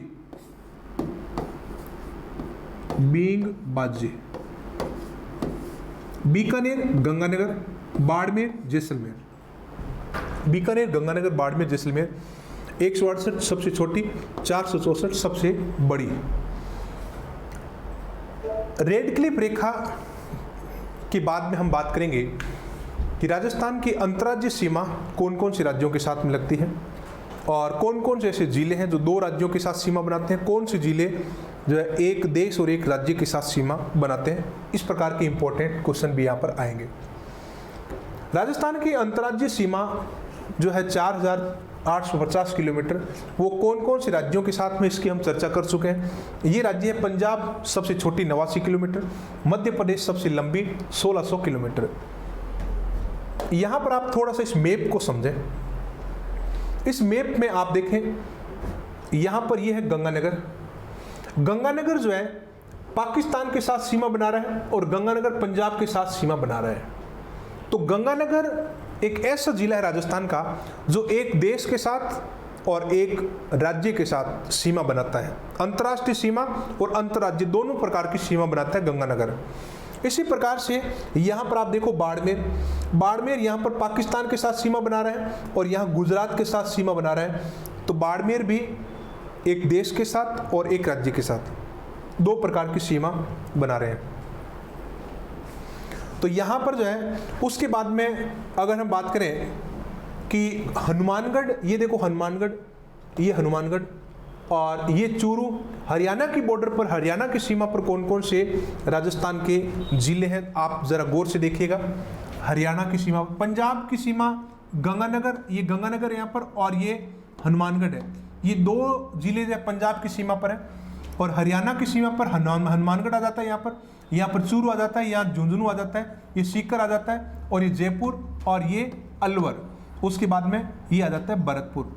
ये जो है ये हरियाणा के साथ में सीमा बनाते हैं। उसके बाद में यहाँ से आ जाता है उत्तर प्रदेश यहाँ तक। तो उत्तर प्रदेश के साथ सीमा बनाता है एक तो भरतपुर और एक धौलपुर, 2 जिले जो है उत्तर प्रदेश के साथ सीमा बनाते हैं। तो यहाँ पर ये जो धौलपुर है ये यूपी के साथ भी है और एमपी के साथ भी सीमा बना रहा है। इसी प्रकार से भरतपुर हरियाणा के साथ भी बना रहा है और यूपी के साथ भी बना रहा है। इसी प्रकार हनुमानगढ़ इधर पंजाब के साथ भी बना रहा है, हनुमानगढ़ इधर हरियाणा के साथ भी बना रहा है। उसके बाद में देखो धौलपुर से एमपी की सीमा स्टार्ट होती है, एमपी। तो धौलपुर, करौली, सवाई माधोपुर, कोटा, बारां, झालावाड़, चित्तौड़गढ़, भीलवाड़ा, प्रतापगढ़, बांसवाड़ा, यहाँ तक जो है ये जो सीमा है ये मध्य प्रदेश की सीमा है जो सबसे लंबी है 1600 किलोमीटर। उसके बाद में बांसवाड़ा से स्टार्ट होती है, जो यहाँ बाड़मेर के बाखासर तक चलती है, और ये गुजरात के साथ में सीमा है। गुजरात की सीमा पर राजस्थान के जो जिले हैं, इधर बाड़मेर आ जाता है, इधर जालोर, सिरोही, उदयपुर, डूंगरपुर और बांसवाड़ा। यह बांसवाड़ा दो राज्यों के साथ सीमा बना रहा है, एक मध्य प्रदेश के साथ और एक गुजरात के साथ, दोनों के साथ सीमा बना रहा है। यहाँ पर जो है सबसे लंबी जो सीमा है वो मध्य प्रदेश के साथ है और सबसे छोटी सीमा पंजाब के साथ में। क्वेश्चन है आपके लिए, राजस्थान का कौन सा जिला दो राज्यों की सीमा नहीं बनाता है? अभी हमने इसके ऊपर चर्चा की थी, आप इस क्वेश्चन का आंसर दीजिए। दो राज्यों की सीमा नहीं बना रहे, अलवर, हनुमानगढ़, धौलपुर, बांसवाड़ा। आपके हिसाब से इसका आंसर क्या होगा? हम इसके ऊपर चर्चा कर चुके हैं, आप इसका आंसर दीजिए।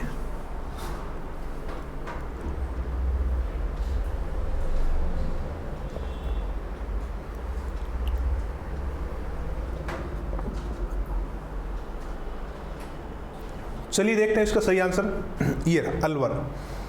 अलवर दो राज्यों के साथ नहीं है, वो भरतपुर है। देखो, दो राज्यों के साथ सीमा बनाने वाले 4 जिले हैं।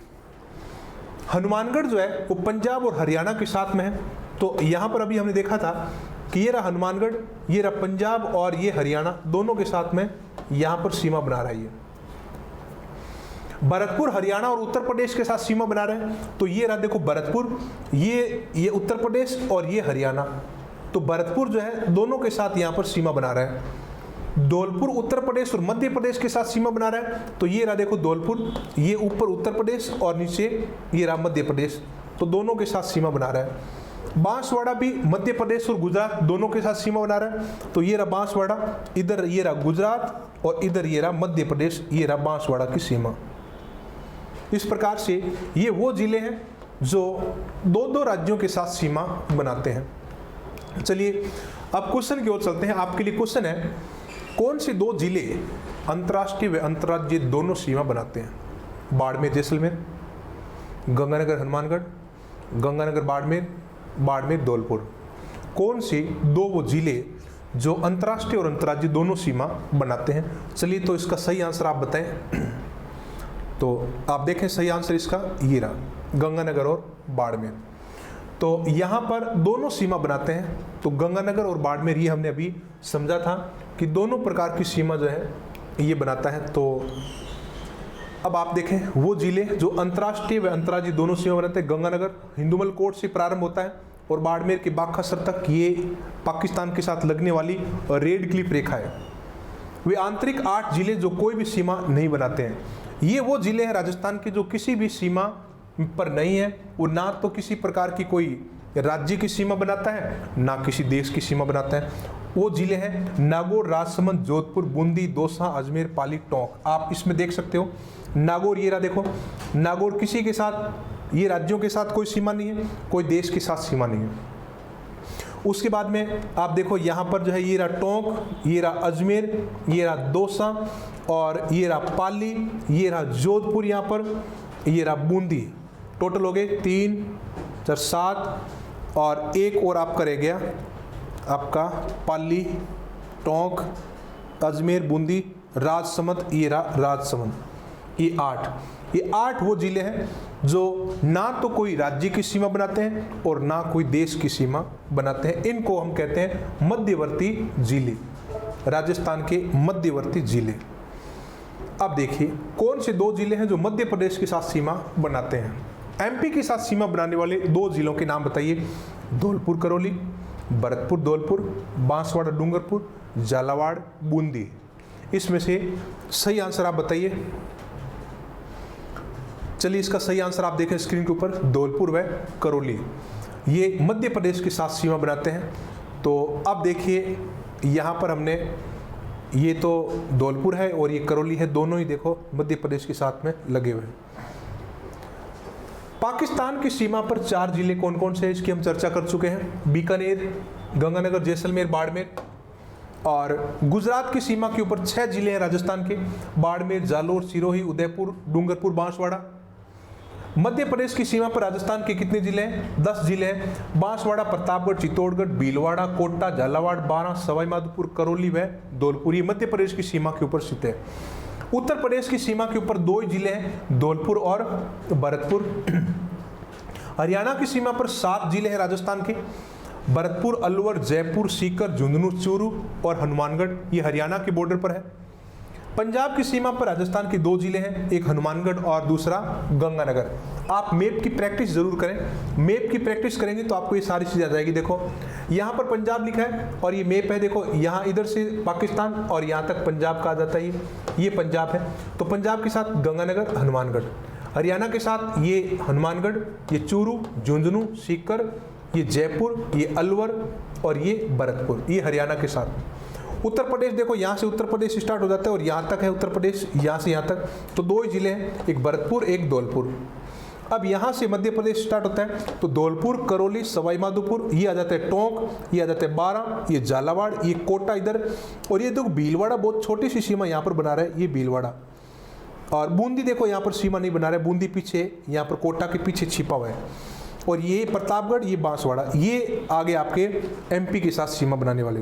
अब गुजरात के साथ सीमा बनाने वाले देखो, ये बांसवाड़ा यहाँ पर बना रहा है, डूंगरपुर, उदयपुर, सिरोही और जालोर और बाड़मेर का ये छोटा सा क्षेत्र, ये गुजरात के साथ सीमा बना रहा है। सिंपल है, बहुत ही इंटरेस्टेड है, आप मैप से प्रैक्टिस करोगे तो आपको सारी चीज़ें समझ आ जाएगी। इसलिए देखना बहुत ही ज़रूरी है, देख देख कर आप चीज़ों को सीख सकते हो। आपके लिए जो है अगला जो चैलेंज है, यहाँ पर हम बात करते हैं राजस्थान का क्षेत्रफल। अब हमने राजस्थान की जो सीमा पढ़ी है, अब राजस्थान के क्षेत्रफल की बात करेंगे। इंट्रोडक्शन का बहुत ही इंपॉर्टेंट पार्ट है क्षेत्रफल। क्षेत्रफल में हम बात करेंगे कि राजस्थान का एरिया भारत के कंपैरिजन में कितना है, और राजस्थान के वो जिले, राजस्थान का कंपैरिजन देशों के साथ में, राजस्थान से जो है कौन कौन से देश हैं, कितने देश राजस्थान से छोटे हैं दुनिया में, तो उसकी हम बात करेंगे। तो इस क्वेश्चन का आप जवाब दे सकते हैं। राजस्थान का क्षेत्रफल कितना है? 3,42,239 किलोमीटर, 32,87,263 किलोमीटर, या 3,08,000 किलोमीटर, 3,42,800 किलोमीटर। चलिए, तो इसका सही आंसर आप देखें। सही आंसर देखने के लिए आप यहाँ पर इस क्वेश्चन की हम क्षेत्रफल की ओर चलते हैं। 3,42,239 वर्ग किलोमीटर ये राजस्थान का टोटल क्षेत्रफल है। 3,42,239 वर्ग किलोमीटर। मील में अगर करें तो 1,32,139 वर्ग मील में आ जाता है। ये भारत है और भारत का जो क्षेत्रफल है वो है 32,87,263 वर्ग किलोमीटर। ये इंडिया का है 32,87,263 वर्ग किलोमीटर, और ये राजस्थान का है 3,42,239 वर्ग किलोमीटर। इंडिया का राजस्थान का वर्ग जो ये क्षेत्रफल है वो 10.41% है। परसेंट की अगर हम बात करें तो 10.41% राजस्थान का क्षेत्रफल है भारत के कुल क्षेत्रफल का, और उसके साथ ये राजस्थान भारत का सबसे बड़ा राज्य है क्षेत्रफल में। भारत का क्षेत्रफल में सबसे बड़ा राज्य है राजस्थान। यहाँ पर भारत का क्षेत्रफल 32,87,263। क्षेत्रफल में भारत के बड़े राज्यों की अगर हम बात करें तो राजस्थान सबसे पहले स्थान पर आ जाता है, मध्य प्रदेश, उसके बाद में महाराष्ट्र, उत्तर प्रदेश, आंध्र प्रदेश। 1 नवंबर सन 2000, ये तारीख काफ़ी इंपॉर्टेंट है। इस तारीख को मध्य प्रदेश से छत्तीसगढ़ अलग हुआ था, और पहले मध्य प्रदेश भारत का सबसे अधिक क्षेत्रफल वाला राज्य था, लेकिन 1 नवंबर 2000 को छत्तीसगढ़ अलग होने के बाद मध्य प्रदेश का क्षेत्रफल कम हो गया और राजस्थान पहले स्थान पर आ गया था। जनसंख्या में भारत का सबसे बड़ा राज्य है वो उत्तर प्रदेश है, और क्षेत्रफल में राजस्थान है। जनसंख्या में राजस्थान का स्थान 7वां है और पहला स्थान जो है उत्तर प्रदेश का है। क्षेत्रफल में सबसे छोटा राज्य गोवा है, जबकि जनसंख्या में सबसे छोटा राज्य सिक्किम है। क्षेत्रफल में सबसे छोटा राज्य गोवा और जनसंख्या में सबसे छोटा राज्य सिक्किम है भारत का। तो राजस्थान के क्षेत्रफल के बारे में इस प्रकार की चीज़ें हमें पता होनी चाहिए। अब हम बात करेंगे कि राजस्थान का जो क्षेत्रफल है वो विश्व के कौन से देशों के किस कंपैरिजन में इस प्रकार से बराबर है या बड़ा है। राजस्थान का क्षेत्रफल के समान कौन कौन से देश है। अब यहाँ पर आप देखें आपके सामने कई देशों के मैप आपको दिखाई दे रहे हैं। यहां पर आप देखें जर्मनी राजस्थान के बराबर है, कांगो राजस्थान के बराबर है। यहां पर आप देखें जापान राजस्थान के बराबर है। यहां पर आप देखें फिनलैंड राजस्थान के बराबर है। ये वो देश हैं जो राजस्थान के लगभग एक बराबर क्षेत्रफल रखने वाले हैं। अब इसमें हम बात करें कि राजस्थान कौन कौन से देशों से बड़ा है, तो अगर सभी देशों की बात करें तो टोटल देश तो 128 है। दुनिया के 128 देशों के कंपैरिजन में राजस्थान बड़ा है। अब ये है इजराइल से राजस्थान कितना गुना बड़ा है? 17 गुना बड़ा है। श्रीलंका से राजस्थान कितना बड़ा है? 5 गुना बड़ा है। नेपाल से राजस्थान कितना गुना बड़ा है? 2.5 गुना बड़ा है। और ये इंग्लैंड ब्रिटेन से राजस्थान कितना बड़ा है? 1.5 गुना बड़ा है। इस प्रकार से हम बात कर सकते हैं कि दुनिया के अन्य देशों के कंपैरिजन में राजस्थान कितना बड़ा है। तो दुनिया के 128 देशों से राजस्थान बड़ा है और उसमें मुख्य देश इस प्रकार से हैं। यहाँ पर हम इन सब चीज़ों को देख सकते हैं। क्वेश्चन आपके लिए है कि राजस्थान का कौन सा जिला क्षेत्रफल में बड़ा है? कौन सा जिला क्षेत्रफल में बड़ा है? सवाई माधोपुर, प्रतापगढ़, डूंगरपुर, दौसा। अब आप तो ये सोच रहे होंगे हमने तो जैसलमेर याद किया था, तो बीच में से भी तो क्वेश्चन पूछा जा सकता है। तो इसका सही आंसर है दौसा। इन जिलों में दौसा सबसे बड़ा है। और यहाँ पर अगर हम बात करें कि जिलों की, तो राजस्थान के बड़े जिलों का घटता क्रम और राजस्थान के छोटे जिलों का बढ़ता क्रम। क्षेत्रफल में राजस्थान का सबसे बड़ा जिला कौन सा है? जैसलमेर है। जैसलमेर का क्षेत्रफल 38,401 वर्ग किलोमीटर है, जो राजस्थान के कुल क्षेत्रफल का 11.22% है। जैसलमेर राजस्थान का सबसे बड़ा जिला है। बीकानेर दूसरे स्थान पर है, बाड़मेर तीसरे स्थान पर है, जोधपुर, नागौर, इस प्रकार से इसका क्रम है। जैसलमेर धौलपुर से 12.66 गुना बड़ा है। ये पटवार में क्वेश्चन पूछा गया है। जैसलमेर जो है धौलपुर से कितना गुना बड़ा है? 12.66 गुना बड़ा है। राजस्थान के छोटे जिलों का बढ़ता क्रम, यानी कि छोटे से बड़े की ओर चले तो सबसे छोटा जिला राजस्थान का है धौलपुर, जो 3034 किलोमीटर है। उसके बाद में दौसा दूसरे स्थान पर आता है। अच्छा, दौसा पहले स्थान पर हुआ करता था, लेकिन 15 अगस्त 1992 को यहाँ पर सवाई माधोपुर की जो महुआ तहसील है उसको दौसा में शामिल करने के बाद में यहाँ पर दौसा जो है बड़ा हो गया, धौलपुर छोटा हो गया। यानी कि 1992 तक जो है दौसा बड़ा हुआ करता था, ये सबसे छोटा हुआ करता था, धौलपुर जो है उसके बाद में आता था। डूंगरपुर 3770 वर्ग किलोमीटर, प्रतापगढ़ या चौथे स्थान पर है नीचे से, और उसके बाद में सवाई माधोपुर। यहाँ पर 5 जिलों का बढ़ता क्रम और 5 जिलों का घटता क्रम, इतना हमें याद होना जरूरी है, एग्जाम में पूछ जाता है। भारत के बड़े जिलों की अगर हम बात करें तो भारत का सबसे बड़ा जिला है गुजरात का कच्छ। उसके बाद में लेह, लद्दाख का लेह जिला जो है सबसे बड़ा है क्षेत्रफल में। तीसरे स्थान पर आता है जैसलमेर हमारा, जो भारत में तीसरा सबसे बड़ा जिला है। बीकानेर हमारा भारत में चौथा सबसे बड़ा जिला है क्षेत्रफल में। उसके बाद में बाड़मेर और जोधपुर जिले आते हैं। इस प्रकार से आप इन जिलों को समझें और मैप आप हाथ से बनाएं। हाथ से मैप बनाकर आप खुद प्रैक्टिस करेंगे तो ये हमेशा आपको याद हो जाएगा। बहुत ही सिंपल है ये। चलिए आगे क्वेश्चन की ओर चलते हैं। राजस्थान का कौन सा जिला धनुष आकार का है? आकार पूछा जा सकता है। बत्तख के आकार का कौन सा है? त्रिभुजाकार कौन सा है? धनुष आकार कौन सा है? प्याले नुमा कौन सा है? ऑस्ट्रेलिया जैसा कौन सा है? मछली के समान कौन सा है? तो यहाँ पर जिला धनुष आकार कौन सा है? आप देखें इसका आंसर दौसा। जिलों का आप शेप देखेंगे तो आपको ये सारी चीजें पता लगेगी कि कौन सा जिला किस शेप में है। जिलों की आकृतियां, राजस्थान की अगर मैप की आकृति देखें तो ये विषम कोणीय है। विषम कोणीय चतुर्भुज पतंगाकार इसको हम कह सकते हैं, पतंगाकार कह सकते हैं, रोम्बस जो है इंग्लिश में इसको कहें तो राजस्थान का जो शेप है वो रोम्बस है। जैसलमेर अनियमित बहुभुज के समान लगता है। जैसलमेर को अगर गौर से देखें तो अनियमित बहुभुज है ये। दौसा, ये देखो दौसा, ये धनुष आकार का, ये इस प्रकार से ये धनुष बनता है यहाँ पर। और टोंक सम चतुर्भुज है, देखो ये रहा टोंक सम चतुर्भुज। और उसके बाद में त्रिभुजाकार अजमेर, देखो ये रहा अजमेर त्रिभुजाकार, ये त्रिभुज बनाता है। और इसी प्रकार से आगे अगर हम देखें भीलवाड़ा, भीलवाड़ा आयताकार, ये देखो भीलवाड़ा आयताकार है ये, जिसकी आमने सामने की भुजाएं बराबर होती हैं। उसके बाद में यहाँ पर हनुमानगढ़, हनुमानगढ़ जो है सोफे के जैसे आपको दिखाई देगा, ये देखो हनुमानगढ़ के लोग ऐसे सोफे के ऊपर बैठते हैं, ये सोफा।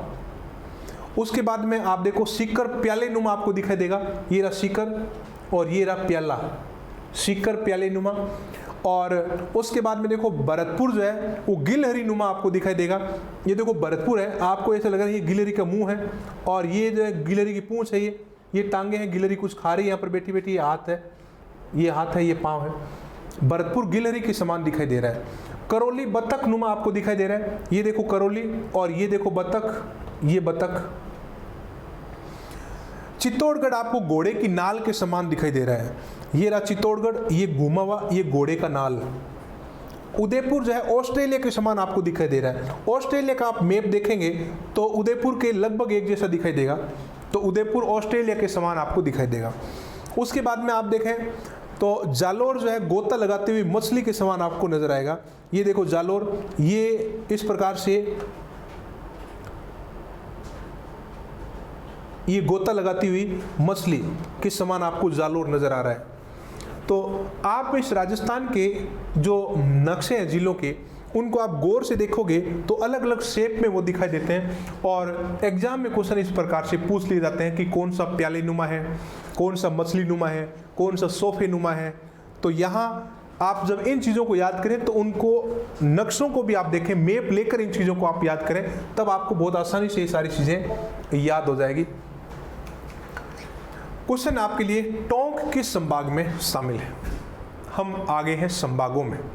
राजस्थान की संभागीय व्यवस्था की हम बात करेंगे। अब हमने यहाँ पर जो इंट्रोडक्शन में चीज़ें पढ़ी है वो बहुत ही काम की चीज़ें, बहुत सारी चीज़ें हम यहाँ पर कवर कर रहे हैं, और ये आगे जब हम पढ़ेंगे टॉपिक उसमें भी आएगी।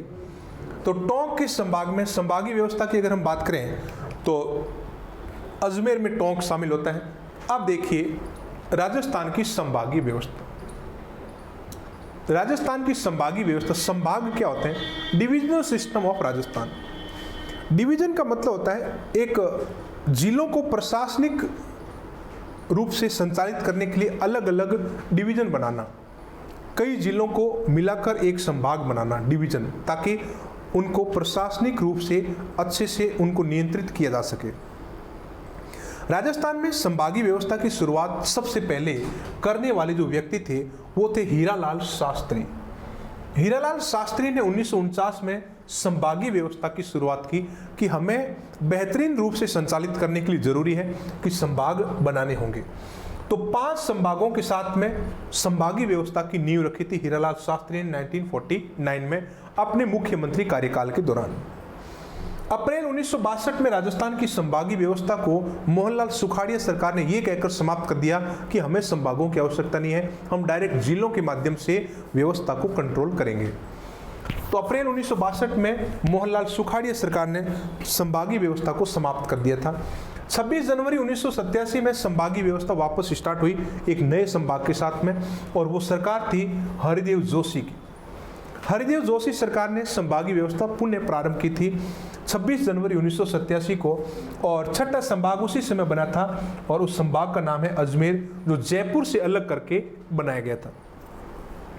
जयपुर से अलग करके अजमेर का संभाग 1987 में बना था, और 7वां, और वर्तमान में 7 संभाग है। तो 7वां संभाग जो सबसे नया है वो 4 जून 2005 को बनाया था, किसको? भरतपुर को बनाया गया। तो वर्तमान में राजस्थान में 7 संभाग और 33 जिले हैं। तो हम संभागों की कुछ खास विशेषताओं की बात करेंगे। संभागों की जो विशेषताएं हैं उसमें आप ये चित्र देख सकते हो। यहाँ पर आप देखें, ये जो आपको डॉट डॉट दिखाई दे रही है संभाग है, जोधपुर संभाग, ये बीकानेर संभाग, ये जयपुर संभाग, ये उदयपुर संभाग, ये अजमेर संभाग, ये कोटा संभाग, और ये भरतपुर संभाग। ये आपको दिखाई दे रहे हैं, 7 संभाग है टोटल। अलग अलग कलर भी आपको दिखाई दे रहे हैं। ये जोधपुर वाला है सबसे बड़ा एरिया वाला, ये बीकानेर वाला, बीकानेर, गंगानगर, हनुमानगढ़, चूरू। ये जयपुर वाला, जयपुर, सीकर, झुंझुनू, अलवर, दौसा।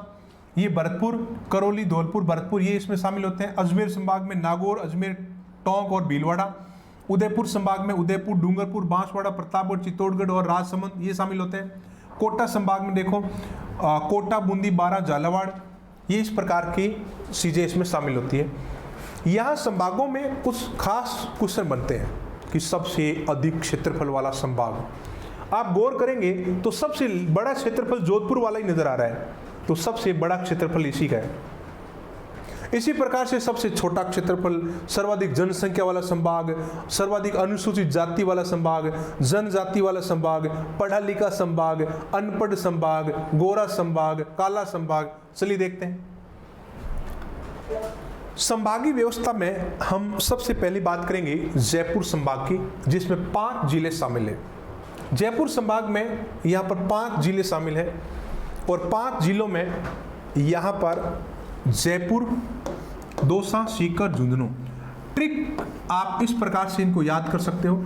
जयदोसी झुंझुनू की, जयदोसी झुंझुनू की, यानी कि जयपुर, दौसा और झुंझुनू, यहाँ पर अलवर। ये इस प्रकार से ट्रिक से भी आप याद कर सकते हो। क्षेत्रफल जो है 36,615 वर्ग किलोमीटर। सर्वाधिक जनसंख्या वाला संभाग कह सकते हैं हम, सर्वाधिक जनघनत्व वाला संभाग भी हम कह सकते हैं इसको, सर्वाधिक साक्षरता वाला संभाग और सर्वाधिक अनुसूचित जाति वाला संभाग और 5 जिलों वाला एकमात्र संभाग। एकमात्र ऐसा संभाग है जिसमें 5 जिले हैं। चलिए, तो जयपुर संभाग के बाद में हम अगले संभाग की ओर चलते हैं और अगला संभाग है हमारा बीकानेर, जिसमें 4 जिले शामिल हैं। बीकानेर, गंगानगर, हनुमानगढ़, चूरू, ये बीकानेर संभाग में शामिल है। और बीकानेर संभाग में इसके जिलों को याद करने के लिए बिग चूहा, बीकानेर, गंगानगर, चूरू, हनुमानगढ़, बिग चूहा। तो यहाँ पर जो है क्षेत्रफल ज़्यादा इंपॉर्टेंट नहीं है, क्षेत्रफल आपको ज़्यादा रटने की कोशिश आप नहीं करें। सबसे बड़ा क्षेत्रफल या सबसे छोटा क्षेत्रफल, इस प्रकार के क्वेश्चन बन सकते हैं। सर्वाधिक अनुसूचित जातियों के अनुपात वाला संभाग, इससे पहले हमने जैसे जयपुर संभाग पढ़ा था तो उसमें लिखा था कि सर्वाधिक अनुसूचित जातियां किस संभाग में है। तो संख्या अगर देखें तो जयपुर में ज़्यादा है, अनुपात अगर देखें तो बीकानेर में ज़्यादा है। अनुपात ध्यान में रखना, ये अनुपात। अंतर्राष्ट्रीय सीमा के नज़दीक संभाग है और सबसे कम नदियों वाला संभाग। बीकानेर, चूरू में तो एक भी नदी नहीं है। बीकानेर, चूरू राजस्थान के मात्र दो जिले हैं जहाँ पर कोई नदी नहीं बहती है। चलिए, तो अगले संभाग की ओर चलते हैं। अगला संभाग है जोधपुर संभाग। जोधपुर संभाग में 6 जिले हैं टोटल, आप देख सकते हो। जोधपुर, जैसलमेर, बाड़मेर, जालोर, सिरोही, पाली। आप याद करने की शॉर्ट ट्रिक ऐसे आप याद कर सकते हो, जद बाप जासी जैसलमेर, इस प्रकार से आप याद कर सकते हो। जद जोधपुर, बाप यहाँ पर बाड़मेर, जासी जालोर और जैसलमेर। बाप में बाड़मेर और पै में पाली भी इसमें शामिल हो जाता है। तो इस प्रकार से आप इन जिलों को याद रख सकते हो बहुत ही आसान शॉर्ट ट्रिक से। सर्वाधिक क्षेत्रफल वाला संभाग, ये क्षेत्रफल आपके लिए इंपॉर्टेंट है। 1,17,800 वर्ग किलोमीटर के साथ में सभी संभागों में सबसे अधिक क्षेत्रफल वाला संभाग है जोधपुर संभाग। और सर्वाधिक 10 की जनसंख्या वृद्धि वाला संभाग, 10 सालों में सबसे अधिक पॉपुलेशन बनाने वाला संभाग है ये। न्यूनतम साक्षरता वाला संभाग, यहाँ पर साक्षरता दर भी सबसे कम पाई जाती है, तो 59 पॉइंट जो है 5-7% यहाँ पर साक्षरता दर है। सर्वाधिक अंतर्राष्ट्रीय सीमा, तो सबसे लंबी अंतर्राष्ट्रीय सीमा जो है जैसलमेर के साथ में लगती है, 464 किलोमीटर। इस प्रकार से फिर बाड़मेर में भी इसमें शामिल हो जाते हैं। दोनों को जब मिलाते हैं तो अंतर्राष्ट्रीय सीमा बीकानेर संभाग से यहाँ इसकी ज़्यादा है, तो सबसे लंबी अंतर्राष्ट्रीय सीमा भी इसी संभाग की है। अगले संभाग की ओर चलते हैं, अजमेर संभाग। अजमेर संभाग में 4 जिले हैं टोटल। अजमेर संभाग में 4 जिले, एक तो अजमेर आ गया, नागौर आ गया, टोंक आ गया और भीलवाड़ा आ गया। इसको याद करने के लिए आपके पास शॉर्ट ट्रिक है अबीना टोक, अबीना टोक, अजमेर, भीलवाड़ा, नागौर और टोंक। तो A for Ajmer, B for Bhilwara, N for Nagaur, Tonk पूरा ले लो टोंक। मध्यवर्ती संभाग है ये, बीच में राजस्थान के, न्यूनतम अंतर्राज्यीय सीमा वाला। और न्यूनतम अंतर्राज्यीय सीमा यहाँ पर जो है, अंतर्राज्यीय सीमा अगर देखें तो भीलवाड़ा की मध्य प्रदेश के साथ सीमा लगती है। बाकी ये सारे जो जिले हैं वो मध्यवर्ती जिले हैं राजस्थान के। सभी छह संभागों की सीमा लगने वाला संभाग। ये एक ऐसा संभाग है जिसमें जितने भी राजस्थान के संभाग है सबकी सीमा इसके साथ में लगती है, अजमेर के साथ में, बीच में होने के कारण। उसके बाद में उदयपुर संभाग देखो, उदयपुर संभाग में टोटल जिलों की संख्या कितनी है? टोटल जिले उदयपुर संभाग में 6। यहाँ पर आप देखें उदयपुर, राजसमंद, चित्तौड़गढ़, प्रतापगढ़, बांसवाड़ा और डूंगरपुर। याद करने के लिए शॉर्ट ट्रिक आपके पास में, उदय प्रताप रांची में डूबा, उदय प्रताप रांची में डूबा, तो उदयपुर, प्रतापगढ़, राजसमंद, राजसमंद, रांची, चित्तौड़गढ़, डूबा, डूंगरगढ़, बांसवाड़ा। इस प्रकार से आप इनको याद कर सकते हो। सर्वाधिक अनुसूचित जनजाति या अनुसूचित, सबसे ज्यादा जनजातियां जो है दक्षिणी राजस्थान में रहती है, तो सर्वाधिक अनुसूचित जनजाति वाला संभाग है। सबसे ज्यादा लिंगानुपात यहाँ पर है, सर्वाधिक लिंगानुपात महिला और पुरुष की तुलना में यहाँ पर सबसे ज्यादा महिलाएं हैं। 2 बार अंतर्राज्यीय सीमा बनाने वाला संभाग है ये। 2 बार अंतर्राज्यीय सीमा इसलिए बनाता है, देखो चित्तौड़गढ़ जो है इसका हिस्सा है जो अलग है, ये चित्तौड़गढ़ का भैंसोड़गढ़ क्षेत्र है जो अलग है, जो मध्य प्रदेश के साथ सीमा बनाता है, फिर टूटकर फिर बाद में फिर सीमा बनती है, इसलिए इसको कहते हैं कि 2 बार अंतर्राज्यीय सीमा बनाने वाला संभाग। उसके बाद में अगर हम देखें कोटा संभाग, कोटा संभाग में टोटल जिले कितने हैं? 4। कोटा संभाग में 4 जिले हैं, एक तो कोटा हो गया, बूंदी हो गया, बारां और झालावाड़। शॉर्ट ट्रिक याद करने के लिए आपके लिए शॉर्ट ट्रिक ये रही, देखो कोजा बाबू, कोजा बाबू, को का मतलब हो गया कोटा, जा का मतलब हो गया झालावाड़, बाबू, बा फॉर बारां, बू फॉर बूंदी, कोजा बाबू। न्यूनतम जनसंख्या वाला संभाग, न्यूनतम जनसंख्या, सबसे कम जनसंख्या इसी संभाग में है। और सर्वाधिक नदियों वाला संभाग, सबसे ज्यादा नदियां यहां पर बहती है।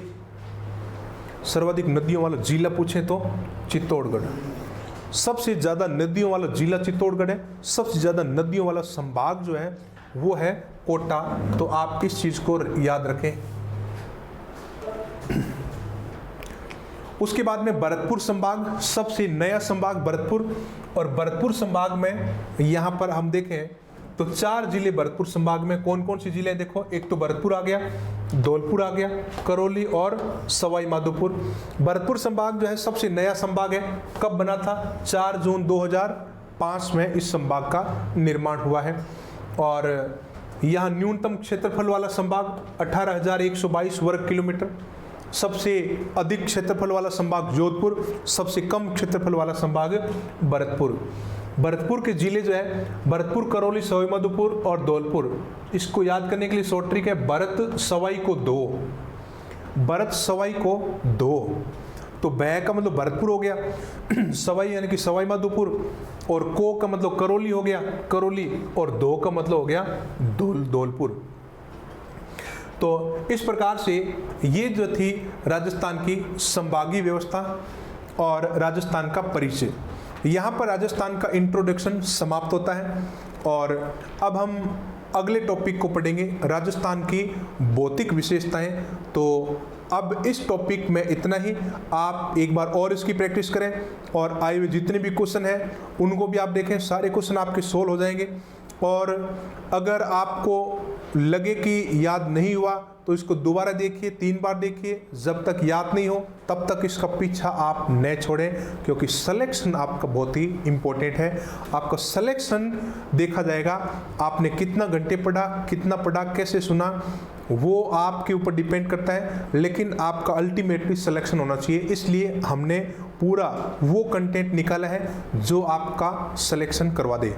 चलिए, तो अब इसमें इतना ही, बाकी हम मिलेंगे अगली लेक्चर में। जय हिंद, जय भारत।